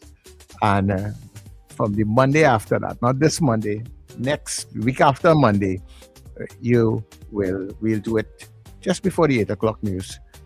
Right, somewhere in that radio. The karaoke. Karaoke. As in Carnival karaoke. Karaoke. Right, the breakfast show karaoke special for the Carnival. Right, and who knows what else might come in the package. And people, you can advertise with us here on New Era TT Radio. We will get your product, your service in front of people every day. And there's no better place than the breakfast show. Trust me. Well, Florence, thanks for reminding me. So, Charles, you and Richard owe us a story about your lawlessness and about your... wait, and Richard, then shut us. As soon as Richard come back in... Look, Richard there. He right there. He there or he just have the picture there? He right there. His mic just silent, but he right there.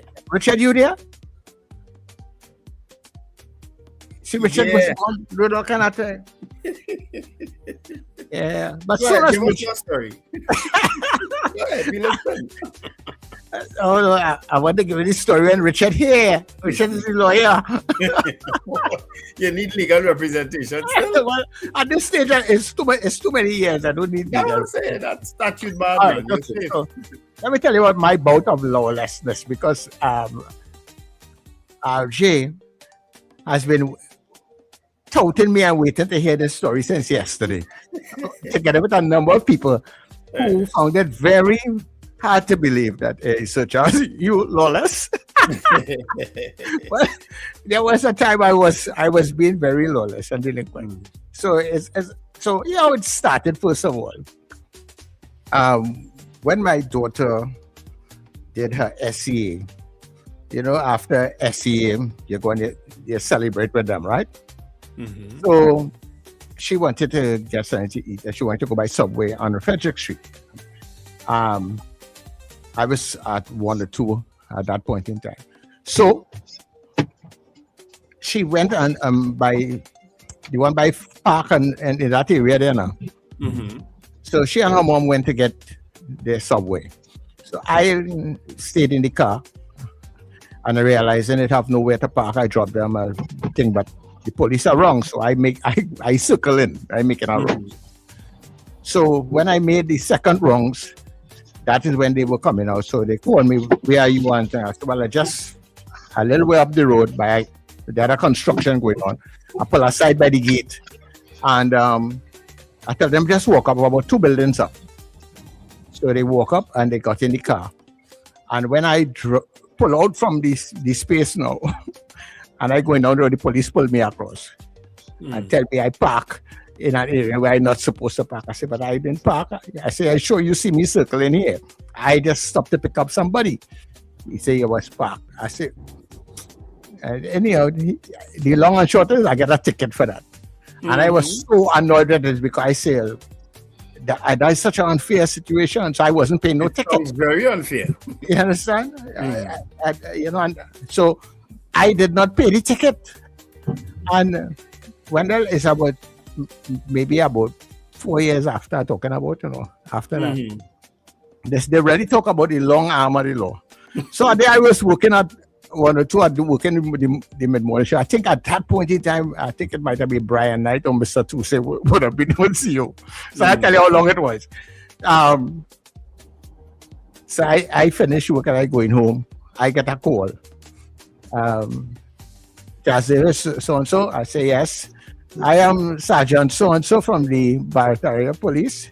You need to come to the police station immediately.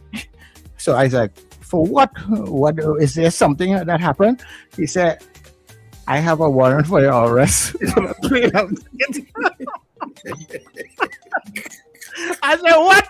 He said, yes, I have a warrant for your arrest. You need to come to the station. No. But that shake me up so much. I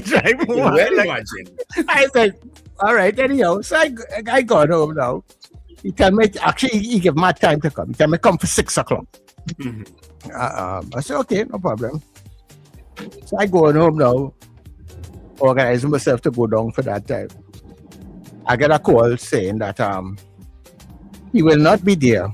So just come on down to the magistrate's court in the morning, come for 9 o'clock, and come prepared to pay the fine. I said, okay, no problem. So the next morning, I going to work, park my car. I tell my boss I'm coming back. Just not go and pay a ticket and come back. And I go down by that's what, St. Vincent Street. St. Vincent Street, yeah. Right? By the magistrate's court. So I go on down there. When I reach where I call the gentleman. He said, well, he's almost there. So wait. He tell me where to wait until. So when he came, and he met me back, and he came with about 3 or 4 other persons in the car with him. And he direct me inside, and he said, follow me. And he walked into by the court area, but he went more to the back of the court, not the area where you normally go upstairs. So we go through the security, and we go more to the right, go down to the like on the back entrance there. I said, okay, no problem. I watch it because I'm accustomed to this whole thing. Yeah? I just go in along with the whole thing. So they take your name, they scan you, and all your personal documents and that sort of thing. They make me put it in a bag, they tag it and all that kind of thing. Well, they're going to lock you up. They're going to put you in a jail. Wait, no, man. That's exactly where I end up, So after I and the 3 or 4 other persons that came with him, so apparently they were probably for the same kind of thing or something else, right? So after they took all this stuff and they put their name and stuff. He said, follow me, and then he said, I met another lady there, and he said, go with this lady. So I said, okay. I walk, I was about the 3rd person in line. The lady goes, we go around one corridor, we go around a second corridor, and then she stands up by a door and points her right hand inside this area. When we walk into the area, there's a cell, Yes. Yes. You get arrested without even being ready, right? I tell you, they didn't let me know if I was going to be arrested or not. They point and we all went into this cell. And it had, Wendell, it had maybe about 12 people in there. I said, yeah. It only has standing room, and the only light coming in the cell is from the corridor with the thing. So they put in the cell and they lock it, And like my heart started to drop. Bloop, bloop. It's like, what's going on here? No. And then after that, every now and then they come in and they call in people name in the cell and you're going upstairs or whatever is the case. And I waiting after why they ain't calling me? Because the time like I'm going so slow now, you know what I mean? Everybody in the cell talking with each other. I just stayed quiet. I just listen to everybody. So I'm asking, so what are you inside here for? And it's who for larceny, who for wounding, who for this and that. I'm all watch me. He say, Red man, what you inside here for? You will look like you could do nothing. I tell him a ticket. Anyway. Next man said, yeah, boy, I have a ticket too. Lock up in the weather. Lock up. That's crazy, though. So I had to wait now. And the time going, and I hear a man start to grumble. Boy, we're going over this time. It's now 12 o'clock. If them magistrate see about you by 1 o'clock, you might have to stay here until the next day. Next day. But eventually, by about 12:30, they call me. And they carry me upstairs in the court now. And the magistrate, he said so and so with the ticket. I forget now. I go in and even complain about the ticket, what happened, how I get this ticket. And he said, I think the ticket was like about $500. And over the time, it would have reached like about $800 and something dollars or something like the interest now. He said, do you have money? I need to pay this ticket, sir. And I said, yes, I could pay the ticket. So he talked to somebody else on the bench, and he said, okay, so here what? I won't charge you the interest, just pay the ticket. Okay. All right, so I just, and I go downstairs and you'll pay the ticket. So I leave now, and I go on downstairs, and I had to wait almost till about almost 2:30 going for 3 before the book come downstairs now, so that he can pay this ticket. So my whole day get tied up. I get locked up for not paying no ticket. And so that was my whole experience. I'm sure other people have a story like that, but that's crazy that you could be told to just meet me so and then they lock you up without even telling you. Yeah, without him telling you, you're going to be locked up with until. Well, they're supposed to tell you what you're being arrested for, but of course, this is no longer the breakfast show. This is now the show called Two Lawless and One Lawyer. Your story yet to me. What to hear yours? I have no story. I have no story like that, sir. None. Zero. Zero story like that. I don't believe you. None. I got a ticket once, and by the next day, I went and I paid the ticket. Once I got a ticket, I paid the ticket the next day. My good friend Annie Samuel, who is sometimes in the group. You met Annie? Yes, I met Annie. I know Annie. Annie Bunyan, sometimes that's what she might put her name. Annie was with me, and Annie went inside and paid the ticket for me and came back out, and I said, thank you very much, Annie, because you had to pay it at the Port of Spain Magistrates Court. Back then, you had to pay it at the Magistrates Court. And Annie, my dear friend Annie, went inside, paid it, and came back out and said, here's your receipt. And I said, well, never me again, and that stupid ticket. Yeah. So, you see, so the show is now called Two Lawless and One Lawyer.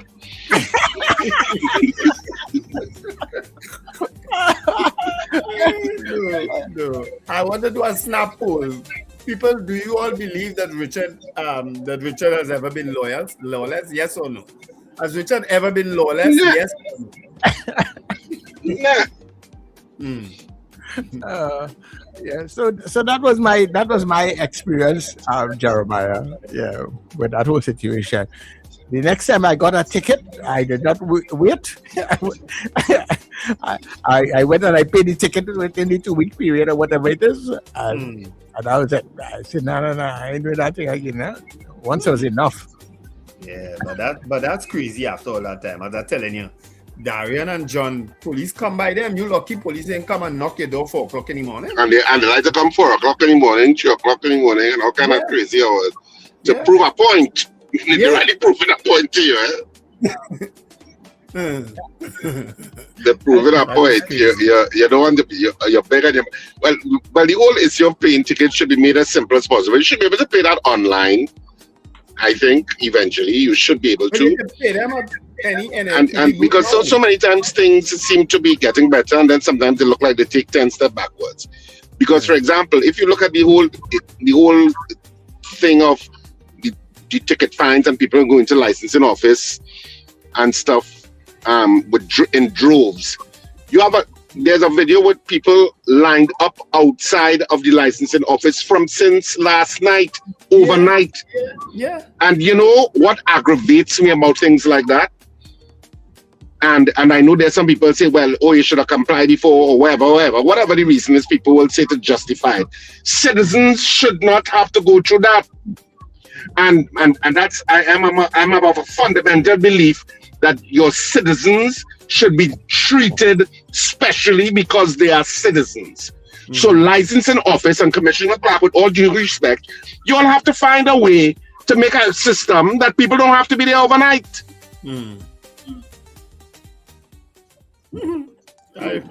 Some people used to have to be outside in the road, standing up to go into the U.S. embassy. People used to have a problem. Yes. You don't have a problem seeing people have to stay overnight in a line, and plenty of them are trucks and stuff like that to get official documentation or whatever it is that you need to get from licensing. You can't figure out another system to prevent that from happening. Come on. Do better. That's why you're in those positions. Do better. I remember when Commissioner Clark came on the show a couple of times, twice. I raised the issue about the archaic laws concerning senior citizens and licenses, and what they have to put in medical reports. And I say it needs to be updated because it's archaic. Has anything been done? All right. Well, here one day, let's go back to the lines. Let's take some calls. We have some people online. Hola, good morning to you, Captain Ron. Good morning. Hey, good morning, gentlemen. Happy Friday. Listen, it's a chance that I don't know if Richard and Wendell know about this, but yesterday when I said I felt so sad for the guy who got the $19,000, right? I was making the effort to try and help him after whatever happens after he faces the judge. But I heard in another frequency yesterday, and somebody sent me some information, and this gentleman, and some kind of derogatory statements this guy made online about African Trinidadian people, especially during the COVID times until now, and then he cursed the police. So I am not going to do it. Let him stay there and deal his matter. I took the kind of stuff I was going to help the man out. So I just want he posted something derogatory some years ago. Yeah. Yes. Anyway, you guys have a happy Friday and be safe in the week. Take care. Okay, no problem, Captain. Yeah, Captain. Yes, yeah. Your history never leaves you, especially on social media. It's there. Yeah, that's why they tell you be careful what you put there, because when you put it, himself, you pull it back. Somebody have it already. Yeah? Man, I know. Good morning. Sorry. Take the call. Good morning, Charles. Good morning, Dabadi. I did not say any morning. We changed this morning because, Charles, I wake up at 7 o'clock. Yeah, they can see. I can tell you. And the rain was falling, and I didn't realize I was just sleeping. Anyway, yesterday when I heard Captain Ron called and said he was to help the young man, I feel Captain Ron and see that video with what you were saying, That's why I'm laughing. Because he heard it now and he keep pulling back. Captain Ron, you're right. Teach him a lesson. So, here's me. Yesterday, when I had to call so late, I got through so late, I didn't get to stay where I wanted to see. You all remember when he was Minister of Eli, Minister of Transport, and right? The presser. This guy from some TV, I can't remember that guy, from one of the channels, seems to be on the COVID thing, all the terminated, I can't remember his name. He used to work in the media, newspapers. He had asked the Minister about using the UNC headquarters as, for those press conferences and so on, if that is appropriate. You know what his goodly minister said? He said, he sees nothing wrong with using the UNC headquarters for a presser. He said that they are right ministers of their party, and that party is who is in government. You could do that. And you know what? I saw that, Mr. Abedi. And you know what? I was saying the reporter should have followed up and said, well, with all due respect, Minister, you're not a minister that was sworn in by the UNC. You are a minister sworn in by the president to be a minister of the country of Trinidad and Tobago. And that's why there is a difference. You see, when people make such silly excuses for what is wrong, it aggravates me. And it's wrong. It was wrong when PNM was wearing Balize ties, and it's wrong to have a press conference concerning ministerial duties in a UNC office. So let's not twist it. Government. You are the government now. You have to push us. We know you are the UNC. You are UNC, but they cannot say you are the UNC because you're not just governing for the UNC. You're supporters, because people who were not UNC also voted for you, who were not in nothing. So it cannot be like, and nobody is taking that on, because we are already getting into a creeping dictatorship, Piece of this and a piece of that and a piece of the other. I see a big blowout just now. And my other point is, I saw, which I have to say congratulations to, they're going to give some money to the unsponsored steel bands. Well, bands are to pull away the sponsorship from anyway. I have to say that way. 140 something bands going to get some money. But then when you break it down, $4 million anyway to share among one country, I think 147 or so, 148. But when I break it down, there's not plenty. The pans are going to tune and to pay the arranger. That money done. But anyway, it's better than nothing at all. So at least there's something. And the final point is this. And since I wanted to get this since in the week, when the same guy who got $19,000, when everybody saw the social media where he was supporting Kamala and saying bad things about people of African descent and all kind of thing, I feel that is when Ms. Kamala Kasadu came out the next day and say, give a 3-day moratorium and a 7-day moratorium for XYZ, because those were the things his vehicle had a lot of problems with. There's minor infractions with his vehicle. I feel that is what she came out to say, and then she had also wicked to say that the license officer, the traffic wardens, and some police officers are domestic terrorists, because people who got tickets were saying that the police wicked. So you see, she came out that time because he is one of her staunch supporters, and she come and talk that. Well, but that was that is the reason. Too late. Yeah. All right, Dabadi, thanks so much. Yeah. Yeah. Never a dull day. You're right about that. Caller, good morning. Are you there? Good morning. Yeah, hi, good morning, caller. I am 72 years of age. And I have a van. I spent whole day yesterday trying to get it ready so that I can go down carrying it this morning. So hello? Yeah, we listen to you. Go ahead. Yeah. So she said she will go down there. She lives in Tanapuna, and she will occupy space for me. So when I go with the van, we wouldn't have so much a difficulty. Right. I hear so much thing about Carol.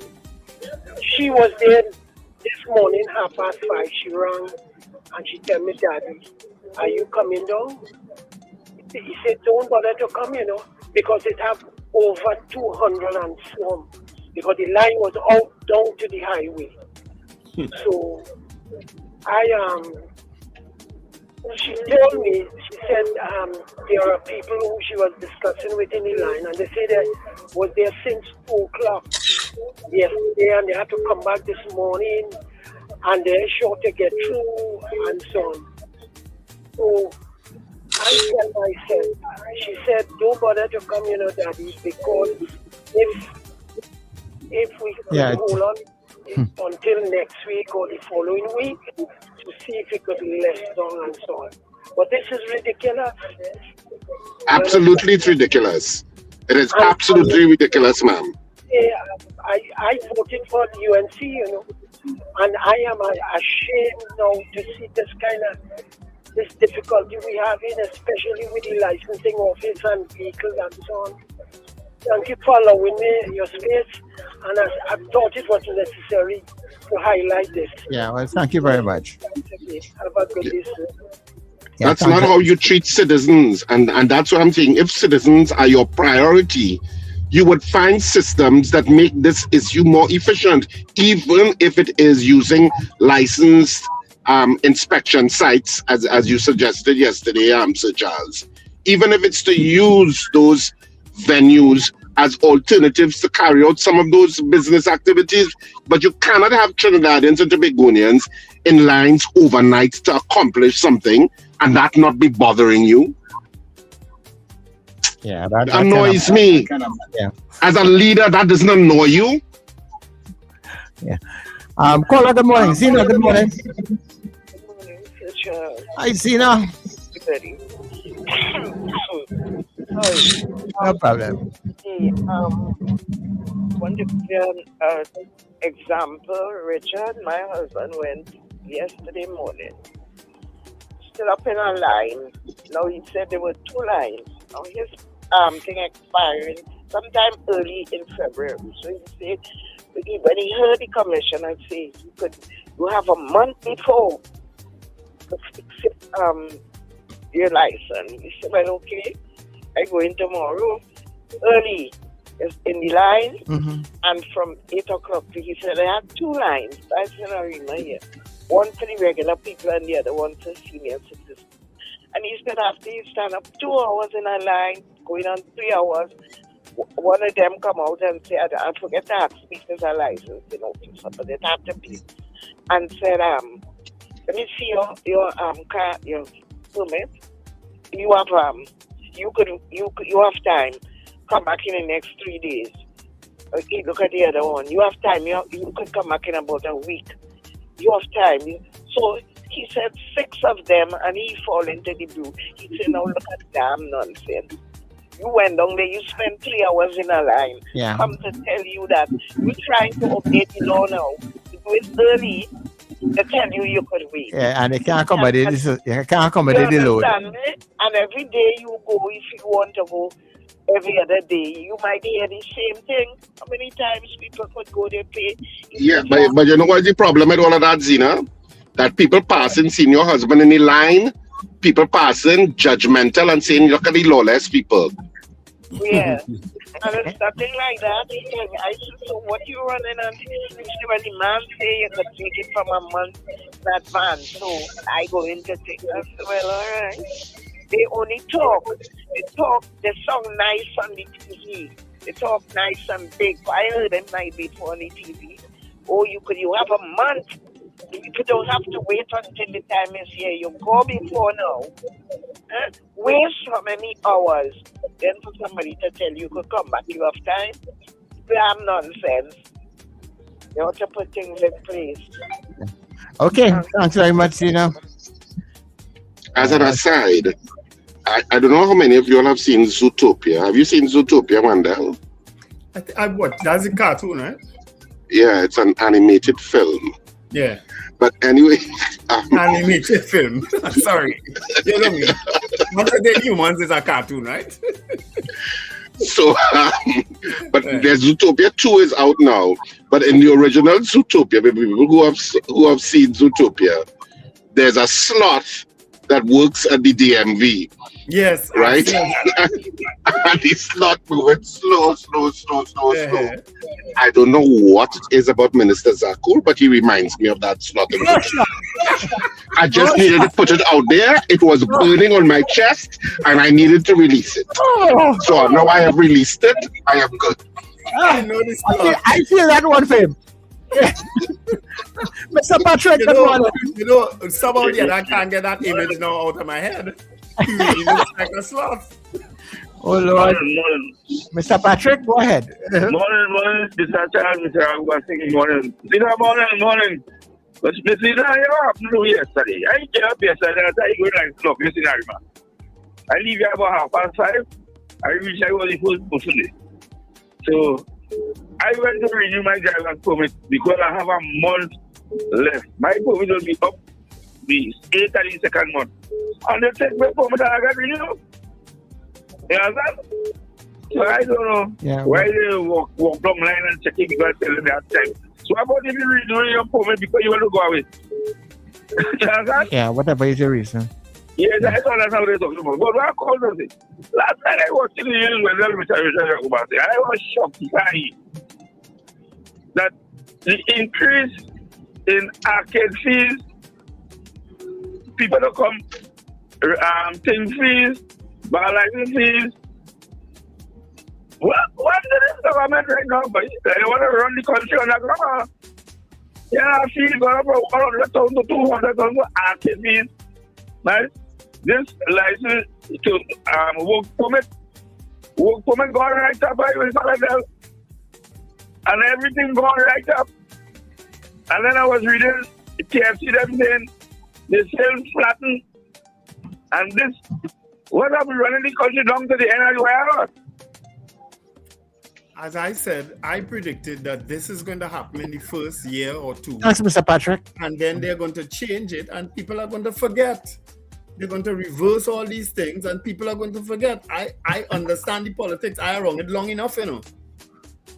That is what they're going to do.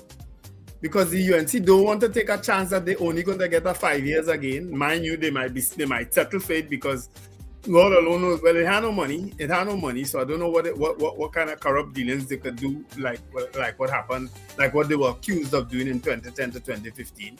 You understand? And with Delcy Rodriguez and what's happening in Venezuela, I don't see those deals coming to any kind of fruition because in any event, before even the America invaded went into Venezuela, they had cancelled the gas certain projects, not so? Delcy Rodriguez had already called a halt to certain projects. So I don't know what you're saying, Wendell, that if it have no money in the treasury, there's no incentive to run the country. Well, I don't know what incentive there are some people incentive is just power, you know. It's just to be called minister and senator and all. Some people for some people that's enough, you know. Yeah, because if that is the case, well then, you know, even opposition. And you can borrow, to thief, you know. You think you can borrow to thief, you know. But as I said, so if that's the case, and if the country have no money and people fighting to want to run the country, then you have to watch everybody across the board, all them other parties and every opposition, everybody. You have to watch everybody. Yeah, don't compare PNM with this government. PNM, despite all the problems, still at least held it together. PNM had the country's interests at heart. At the end of the day, it's true. A lot of PNM people, of course, you know why I feel about them, and I hope they never go back in government again. But you can't compare PNM with UNC. I'm sorry. Caller, good morning to you. Hello, good morning. All right, Susan, I thought I had you there, man. Caller, good morning. Hello? Yeah, Lincoln. The radio. Good morning. Yeah. One good experience that I've had, something that I remember myself, Richard, has been lobbying for decades, for years, I should say, not decades. I had an experience the day before where I went to clear a barrel and I was able to pay with my Links card. Richard, I'm sure you remember complaining about this. You and I have been talking about this for years, that why it is the only one cash in these facilities. Yeah. That changed a little while now, at customs, That they said it changed a couple months now, but since November they say it had changed. Yeah, about November around it changed. Yeah, which is a step in the right direction. But however, at the same time, people who don't know, this is just information for people who listen and don't know. If you're clearing anything now, you need to carry your BIR number and a utility bill in some institutions. I cleared something in Swissport. They needed a utility bill and your BIR number. I cleared something else yesterday in Point Lisas. They didn't need a utility bill, but they needed your BIR number. Right? They were kind of flexible with it with some people who didn't know one thing, but it's going to come down to a time where you cannot get your package unless you have your BIR number. So a word to the wise is sufficient. Yeah. But what the PNM wasn't able to do in all these years of governance, in 8 months of this government, they're able to put, you could pay with your links card in the port. Yeah. Thanks very much, Lincoln. Hi, people. We're boarding at 8 o'clock. We're going for the news, and we are coming back.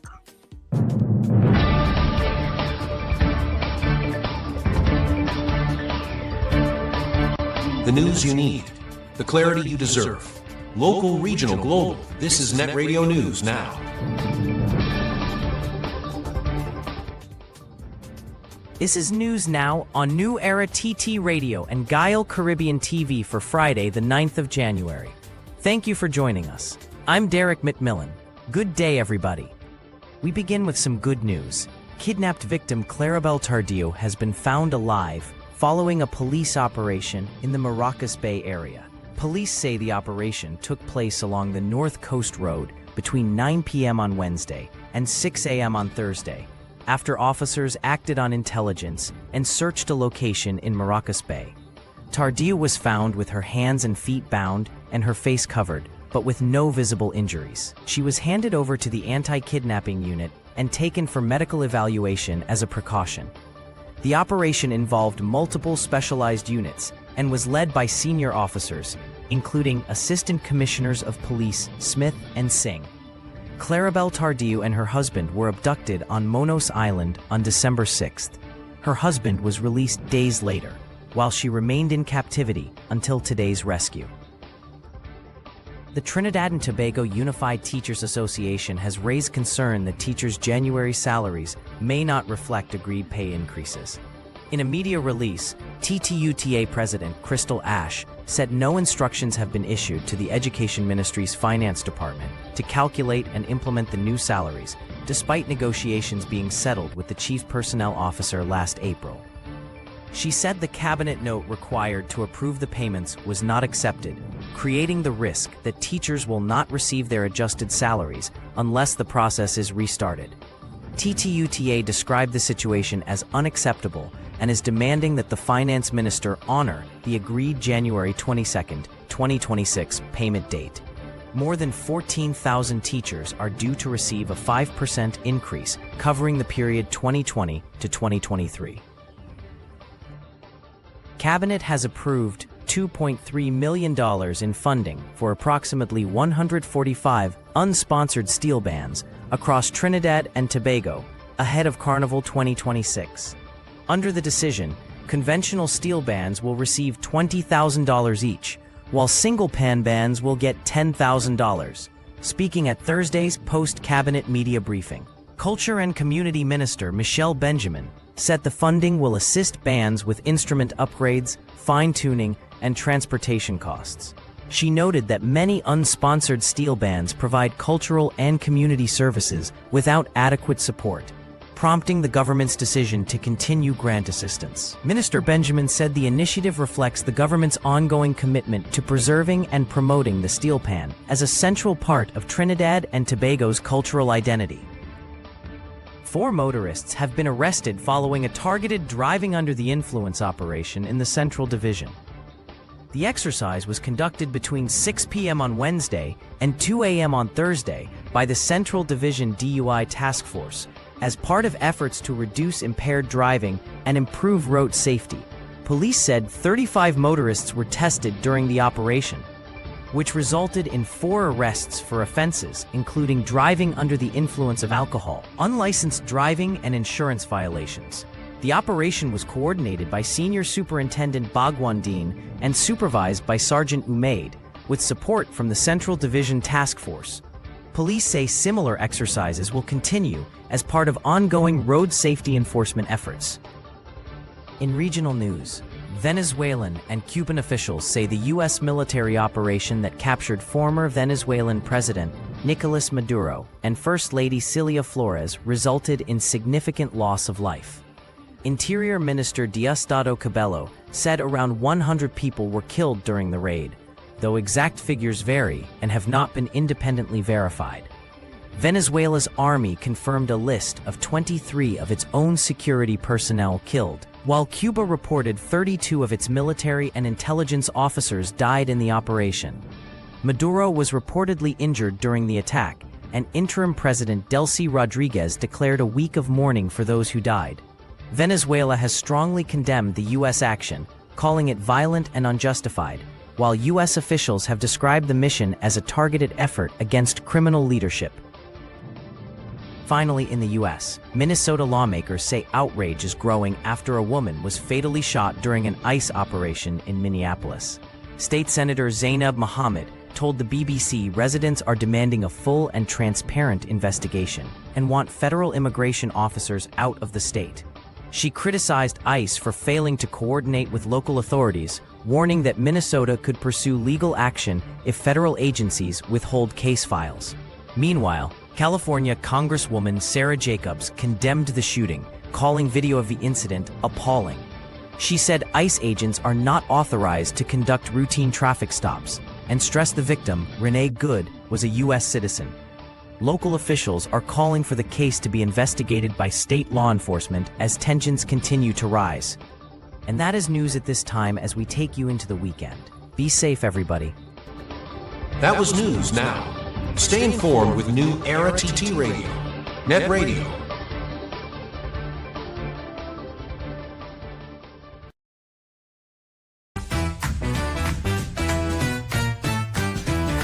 Advertise with us on New Era TT Radio, the fastest growing streaming platform for talk in Trinidad and Tobago.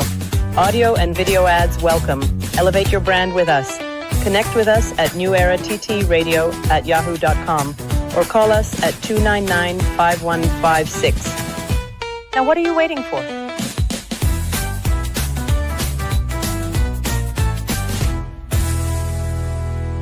Jump into savings at Furniture Plus. Enjoy up to 40% off in-store and online. Find amazing deals on furniture, appliances, mattresses and more. Plus extra discounts on credit plans and free gifts with select purchases. Save more at Furniture Plus today.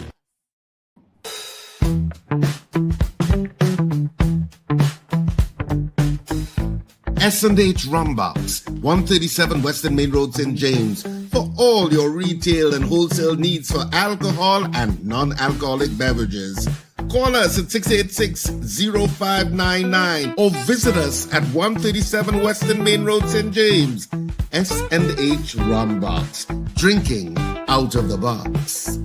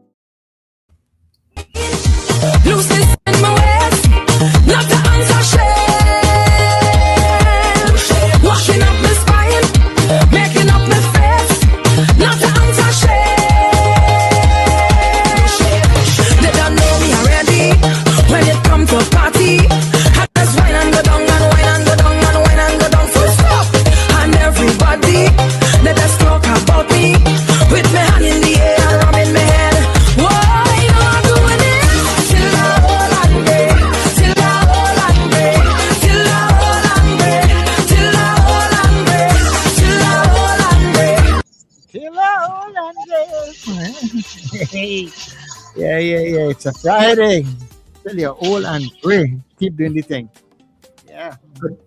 I just want to make a little observation here, because Lincoln had called and spoke about the use of cards and so on, that you could do that now.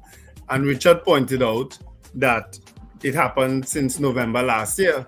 And then Lincoln made a comment that what PNM couldn't do in 8 years, the UNC do in 8 months. Well, I don't know if you know, Lincoln, November last year, the PNM was in power, right? It's right? And Carlisle... No, when there November last year, the thing was in power, UNC. November. Oh, In, right, 20, okay, you're in right. 2026, you know, sir. November 2025, you meant? Yes. Okay. That's when the card issue was put in place, right? As far as I know, it wasn't that long. I don't think you're right about that, though. Eh? But anyway, that's I stand corrected. Because we talked about it on the show, you know. Yeah. We mentioned and say, hey, look, Customs finally taking cards. We talked about it briefly on this particular show, this breakfast show. But I think that has been happening prior to just the other day, you know, Richard. No, we talked about it on this show, and this show started in April of 2025 when the election was about to take place. Right. And this was a conversation we had on the show because they advertised it. And we said, oh, look, Customs finally taking cards. So then it would have happened prior to April. No. How could it happen to prior to April when the show started in April, Wendell? Where's your cognitive thinking? All right.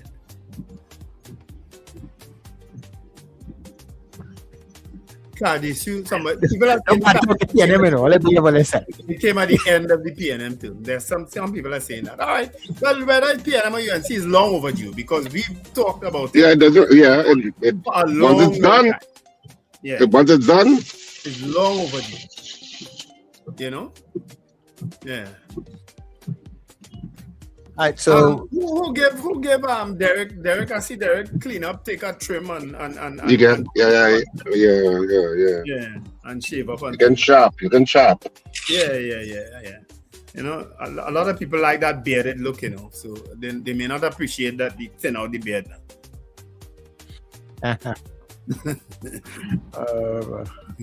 All right, so people, we continue to take a couple of your calls. All right, it's Friday. Friday is your day to talk, you know. So, yeah. And don't forget, we are going to have our Carnival karaoke here on the breakfast show. It's going to be the karaoke. Yeah. Well, now we kind of incorporate breakfast with karaoke. Anyhow, we're going to have karaoke. So you have all of next week to start to practice. Find your favorite calypso or soca, whatever it is, or chutney, whatever you want to see, what you could want to share with us. Should we just do new ones, or should we allow them to choose all or new ones? What do you think, Wendell? No, all on you. Right. So Wendell. Right. Right. All on you. Yeah, Wendell. I asked AI when they introduced it, and they said November 2025. Okay, so it's November 2025. Okay, good. So I wasn't wrong. You will trust AI, eh? Yeah, because AI, you know why? Because AI is apolitical. They don't really care about the PNM and UNC. That's why I trust it. Or Donald Trump. Or Donald Trump. They don't really care. Virginia, good morning. Morning, gentlemen. Virginia front and center. Yeah, Virginia. Good to have you. Yeah. Otherwise known as the Kaiso King of Virginia, Brooklyn, Queens. I hope we will hear you inside of the karaoke. Diego Martin, Woodbrook. You're talking the Kaiso King. But hey, one thing with this rule here, Sir Charles cannot be a judge. Eh? You know why? The last time I give Sir Charles a song, I say, you think I'll make it to the big yard, Sir Charles? Sir Charles wouldn't even make it to Memorial Park. So, he just didn't give it the support. I said right. Such. So, Rexmas was told the same thing too. Hey, anyway, thank you, gentlemen. Hey, and Happy New Year if I didn't, greet you all before that. I have my Joe Biden moments. Anyway, look. Go ahead. Wendell, I want to answer your question. You can lead a horse to water, but you can't make him drink. And the same way, you can show the truth to a person, but you can't make them think. Everyone is entitled to their opinions, not necessarily the facts, right? But I just wanted to quickly touch base on the so-called murder, if you may call it that. God rest her soul. The woman who was shot in Minnesota, and Wendell asked me if I could explain.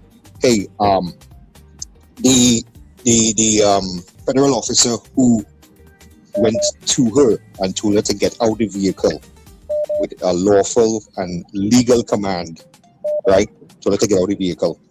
And look, he wasn't the one who shot her. It would have been a different story if the officer who fired the shots, he was in front of the vehicle. You can take a look not only to that video, but even to the other camera shots that they have of it. And if he didn't fire those shots, there might have been a different situation where he'd either be maimed, injured, even killed. Please. We saw the videos and we saw the videos from different angles. The video, okay, all right, look, you're thinking so. This same gentleman, by the way. Don't come and spin no Trumpian nonsense here this morning, you know. Figure out where you going, you know. You're coming to spin Christy. You're Christy, no him husband or what? I was trying to figure out where you going, you know, Richard. So I was waiting. Okay, all right. This same officer was actually dragged, right, by someone who was let into the country illegally, by the way, right, and was a child molester. So listen, the guy. The point you're making, Ron. He did what he said, but he want to go home. You're trying to justify nonsense. You're trying to justify nonsense. Democrat Party. It's better sing. It's sing in Memorial Park. Don't come and justify nonsense. Come on, man. I mean, let's face it now. You know, you guys. Well, it's his opinion. It's not his opinion. The videos are out there. The videos are factual. His opinion. What opinion you're talking about, Sir Charles? It's not an opinion. It's an issue of fact. You could watch the videos. Yeah. They have the videos from all different types of angles. Even law enforcement officers in Minneapolis are saying that what the federal government is saying is wrong. Why? You know why she should be arrested? Obstruction. Okay? Well, at least if you arrest her, they don't kill her. Virginia, the woman was killed. Yeah, it doesn't matter. She was killed. Since when human life matters so little? Come on. Come on. Come on. Virginia, thanks. There's not the show that you ain't gonna get challenged. Sorry. I don't understand what you're trying to justify. Yeah. And there are parts of the video that are showing that the car was pulling away from the officer, you know. The car was trying to pull away from the officers, but they're trying to make it. And Christy Noem said it was domestic terrorism. Mm-hmm. That's what she said it was. Mm-hmm. A woman was killed. And from all reports, she was just trying to support the immigrants in her area because she's a U.S. citizen. And all you could do is shoot her in her face. And people are trying to justify that. Come on. And that he might have been dragged, and he wasn't. No, he was dragged. Apparently, he had some injury. They raised up some injury he got from some previous incident where he was apparently dragged or hurt or something. The same one who shot. Yeah. So to try and fuel the narrative that I don't know, that he is hyper about possible injury. I don't know what the purpose was of bringing that up. But everything that they could do to fabricate and build a particular narrative. Newspeak, I read George Orwell's 1984, people. Yeah. Well, good morning. Yeah, good morning. This is Grant again. Yeah, Mr. Grant. You see what I tell all you're seeing things in front of your eyes, and they're trying to make you believe something else. Mm-hmm. If you get dragged 6 months back, because I fall in it too. 6 months back. They have nothing to do when you shooting for a woman there. You understand? And this is what people trying to do. You seen things where I'm trying to make you, that man may not call that run. He must be one of Trump men. You understand? Like, you understand these people, boy, they want to make you see thing and they want to make you a damn fool. And you the thing with the minister of culture, that money she said for your band, you get a large band, $20,000. What I can do? That can say my 2 tenor band and a old band player, Renell, and Sir Charles and Richard. And the arranger and tuner. But not talk about the tuner. You have to blend first. Right? You have to blend. You have to clean the pan. You have to paint the pan. That's why I used to tell all them bands and all you had to be self-sufficient. I tried out to Tokyo and all of them, man. You had to help yourself during the year. You had to do things. $10,000 can't do that for a small band. No. All that money gone. You ain't talk about clothes yet and food I eat. I tell them, man, I'm in real trouble with these people and them. Anyhow, all the best. I'm going to make something for my wife. Yeah, okay, no problem. Thanks very much, Mr. Grant. Caller, good morning. Hi, good morning, Richard. Good morning, Wendell and Sir Charles. Good morning, caller.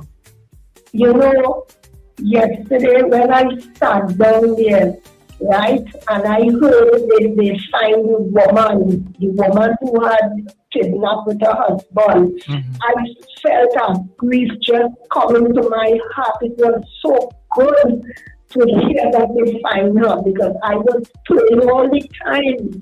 But I have a message for them bandits and them out there.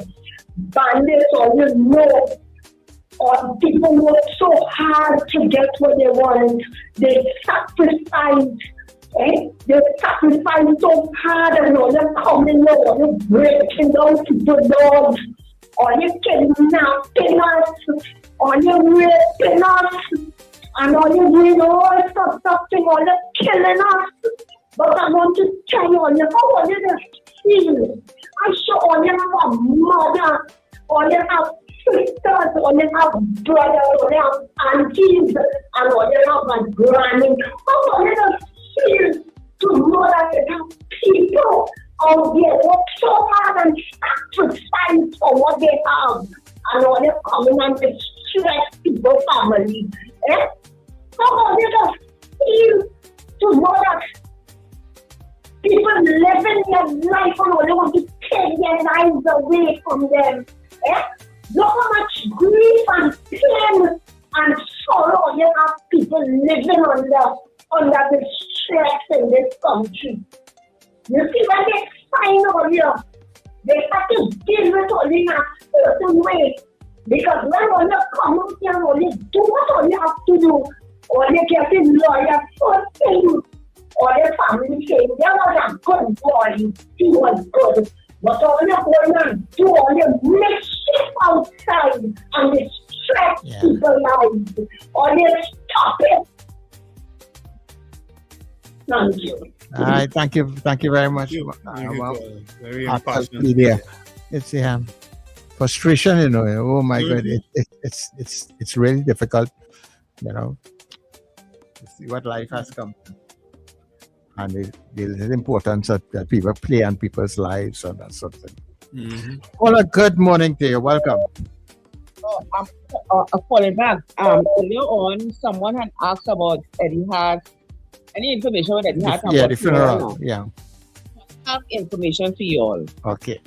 So, yesterday started. From Thursday to Saturday, there is like wake at the Eddie Hart ground, right? Thursday to Saturday in the evening time at 6 o'clock.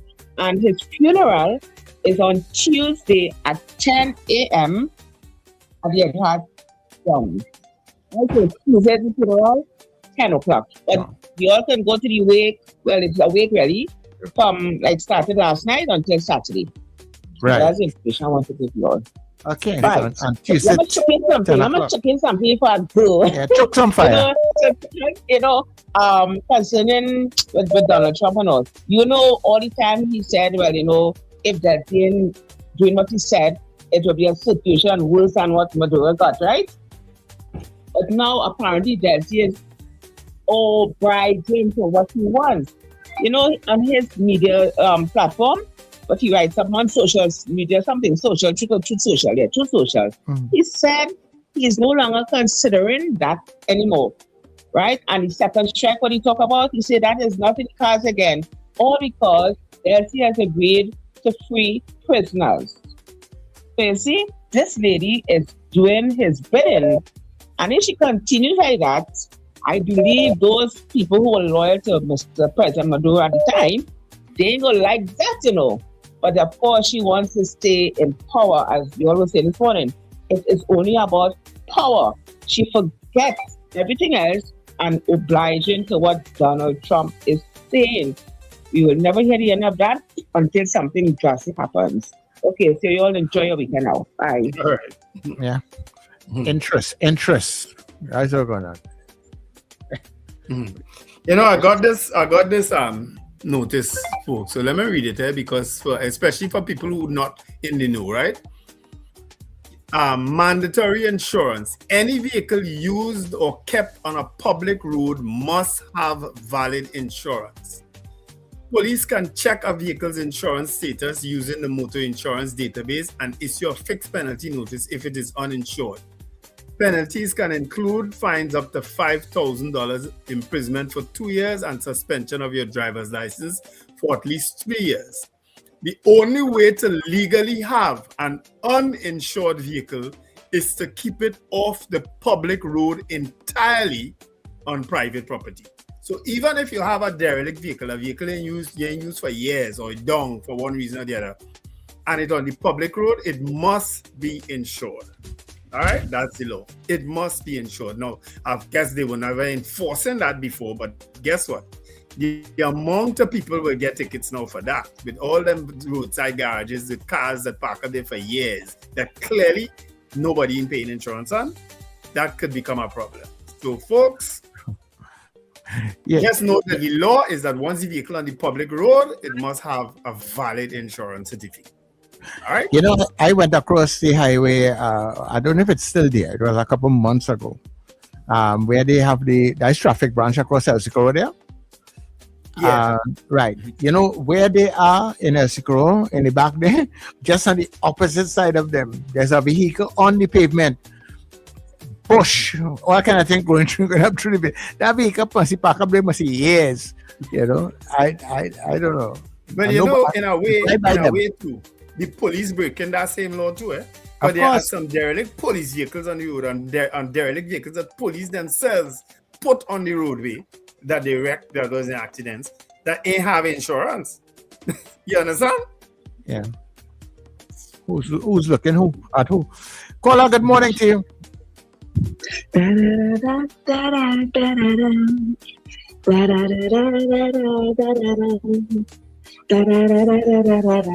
Except, well, go ahead. Something managing. Imagine this when UNC win. They say that everybody win, but that ain't happening in 2020 because everybody lost is level tax in the ass, left, right, and center tax in the ass. We going down in tax till UNC lost again. So Charles, Richard, Wendell, blessed good morning to you all. I don't know what's going on now. It's one thing after the next. Tax left, right, and center. Imagine just now nobody got money to buy nothing. Carnival coming up, but you know we just find money. Once they have carnival, everybody, I don't know, money to just spend. But I know they're trying to gather all this back pay with all these set of tickets because carnival coming, people had to get the money. Remember the brewery and the rum industry had to get a cut. And I will keep saying that 100% they had to pay. They didn't have to pass it on to the consumer because raw material for them items has not released as yet. So they're making a full 100 for this at the end of the day. But gentlemen, great program. But the thing with the killing in the US, that is sad because a US citizen and all again. I don't know, give them bad toes. But as I tell you, Sir Charles, the thing with Venezuela was never about no drug. It was about oil because look at it now. Why they're not talking about the drugs? They ain't talking about drugs again, and he wants to see how much oil he could get, right? 150 million barrels. Yeah. And when they convert that to US, how much billions is that?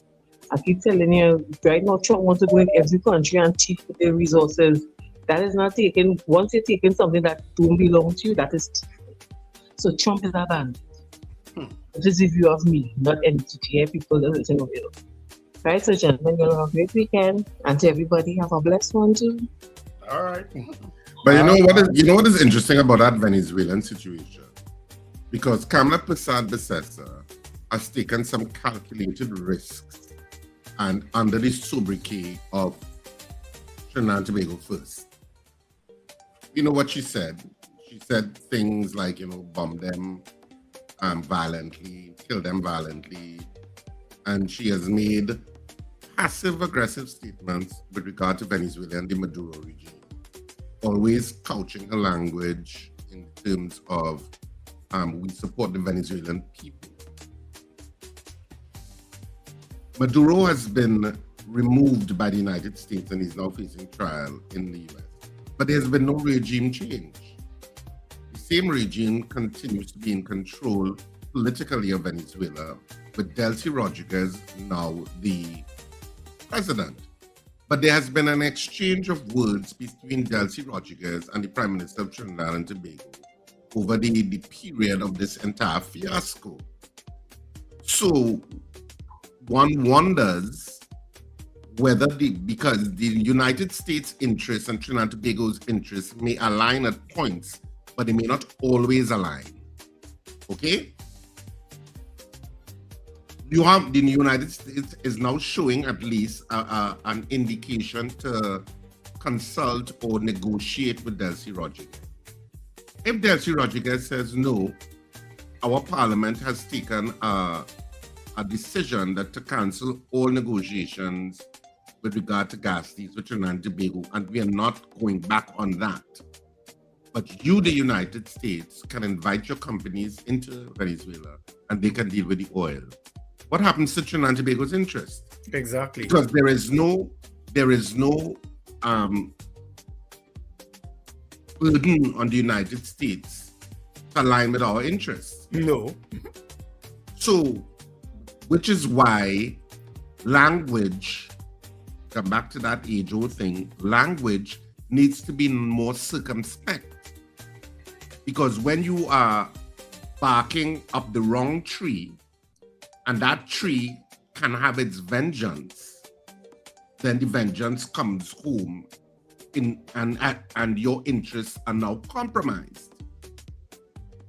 So I am not so sure how this is all going to play out. Yeah. Because obviously the Prime Minister made a very calculated risk from the time she bad-talked Joe Biden to being a Trump supporter, because she is a Trump supporter. Let's not mince matters. She is, which is her prerogative.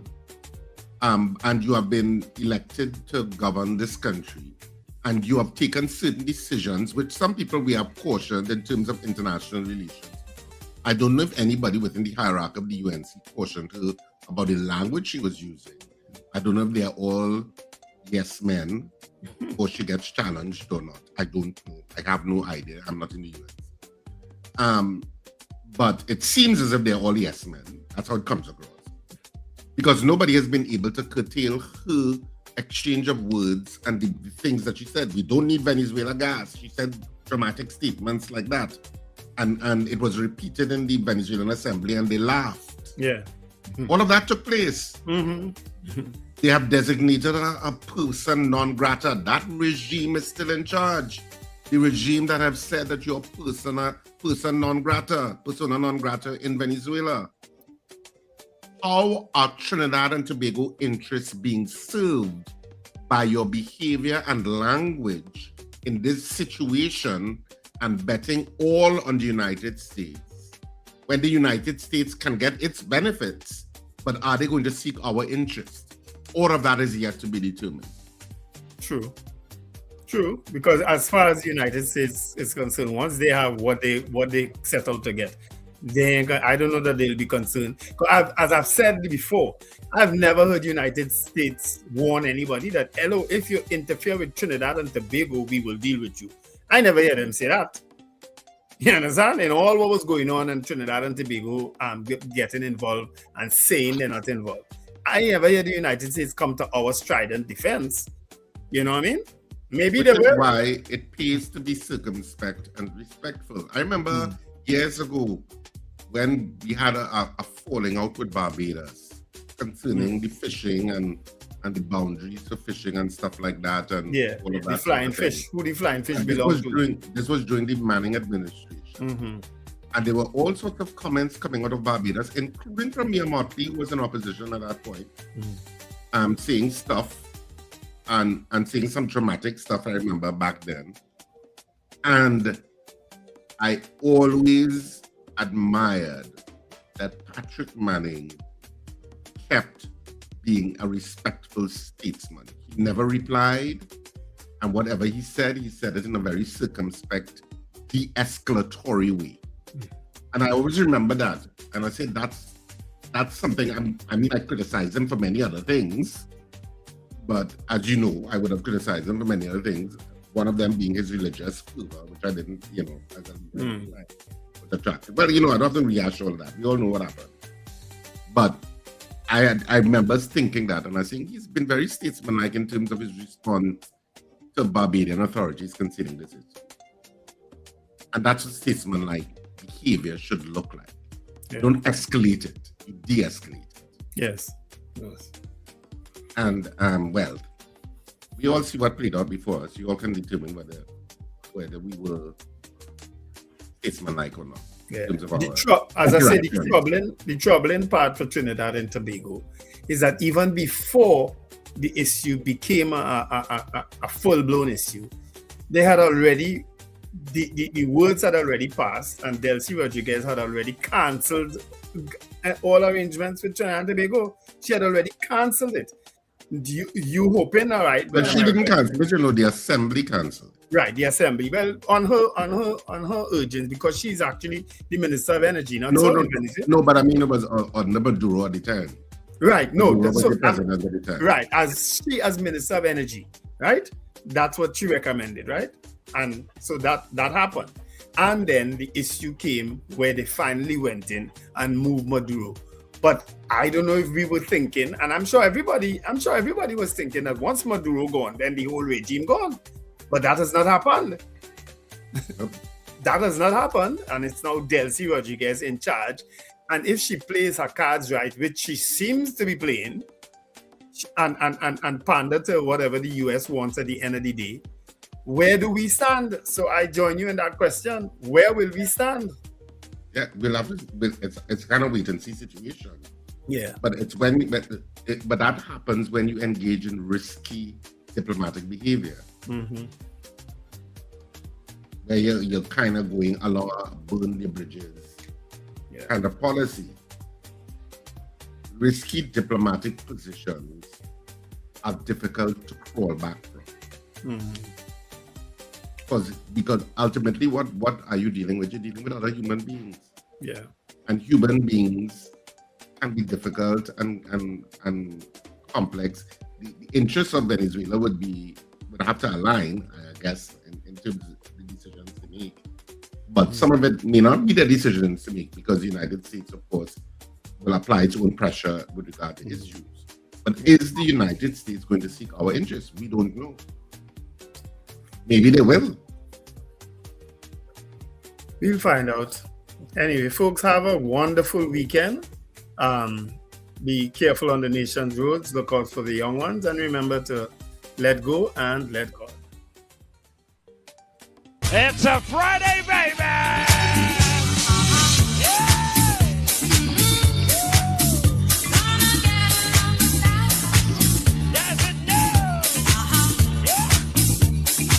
Your weakest is right here. Yep, it's Friday. So just in case you forgot, we will remind you on this program. The weekend has begun, and of course, enjoy your weekend, whatever you do, and remember to smile and laugh. It's great for your health. Keep on NewEraTTRadio.com and New Era TT Radio, and tune in for all of the excellent programming throughout the day, all of the excellent DJs, etc. that we have on staff. Do not miss the content.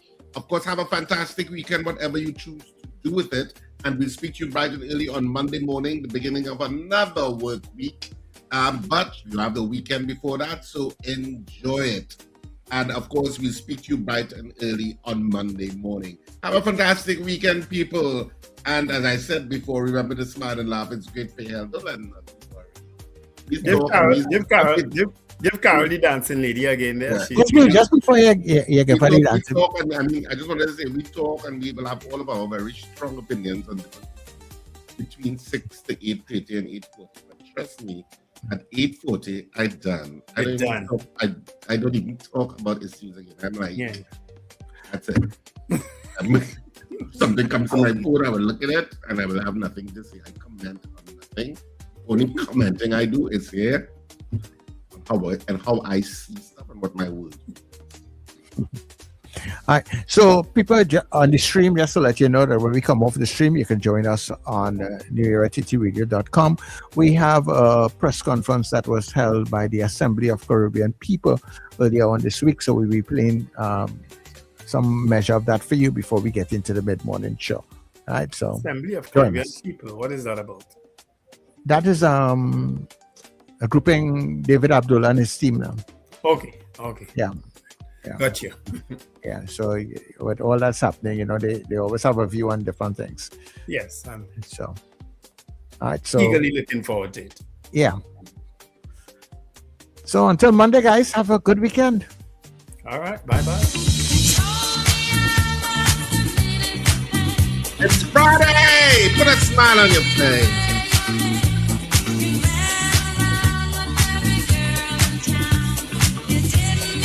Come on, shoot it. Come on. Woo! Yeah.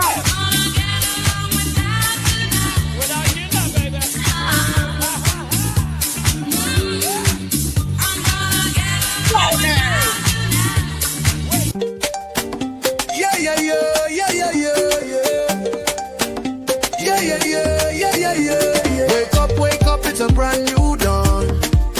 The breakfast show got the vibes turned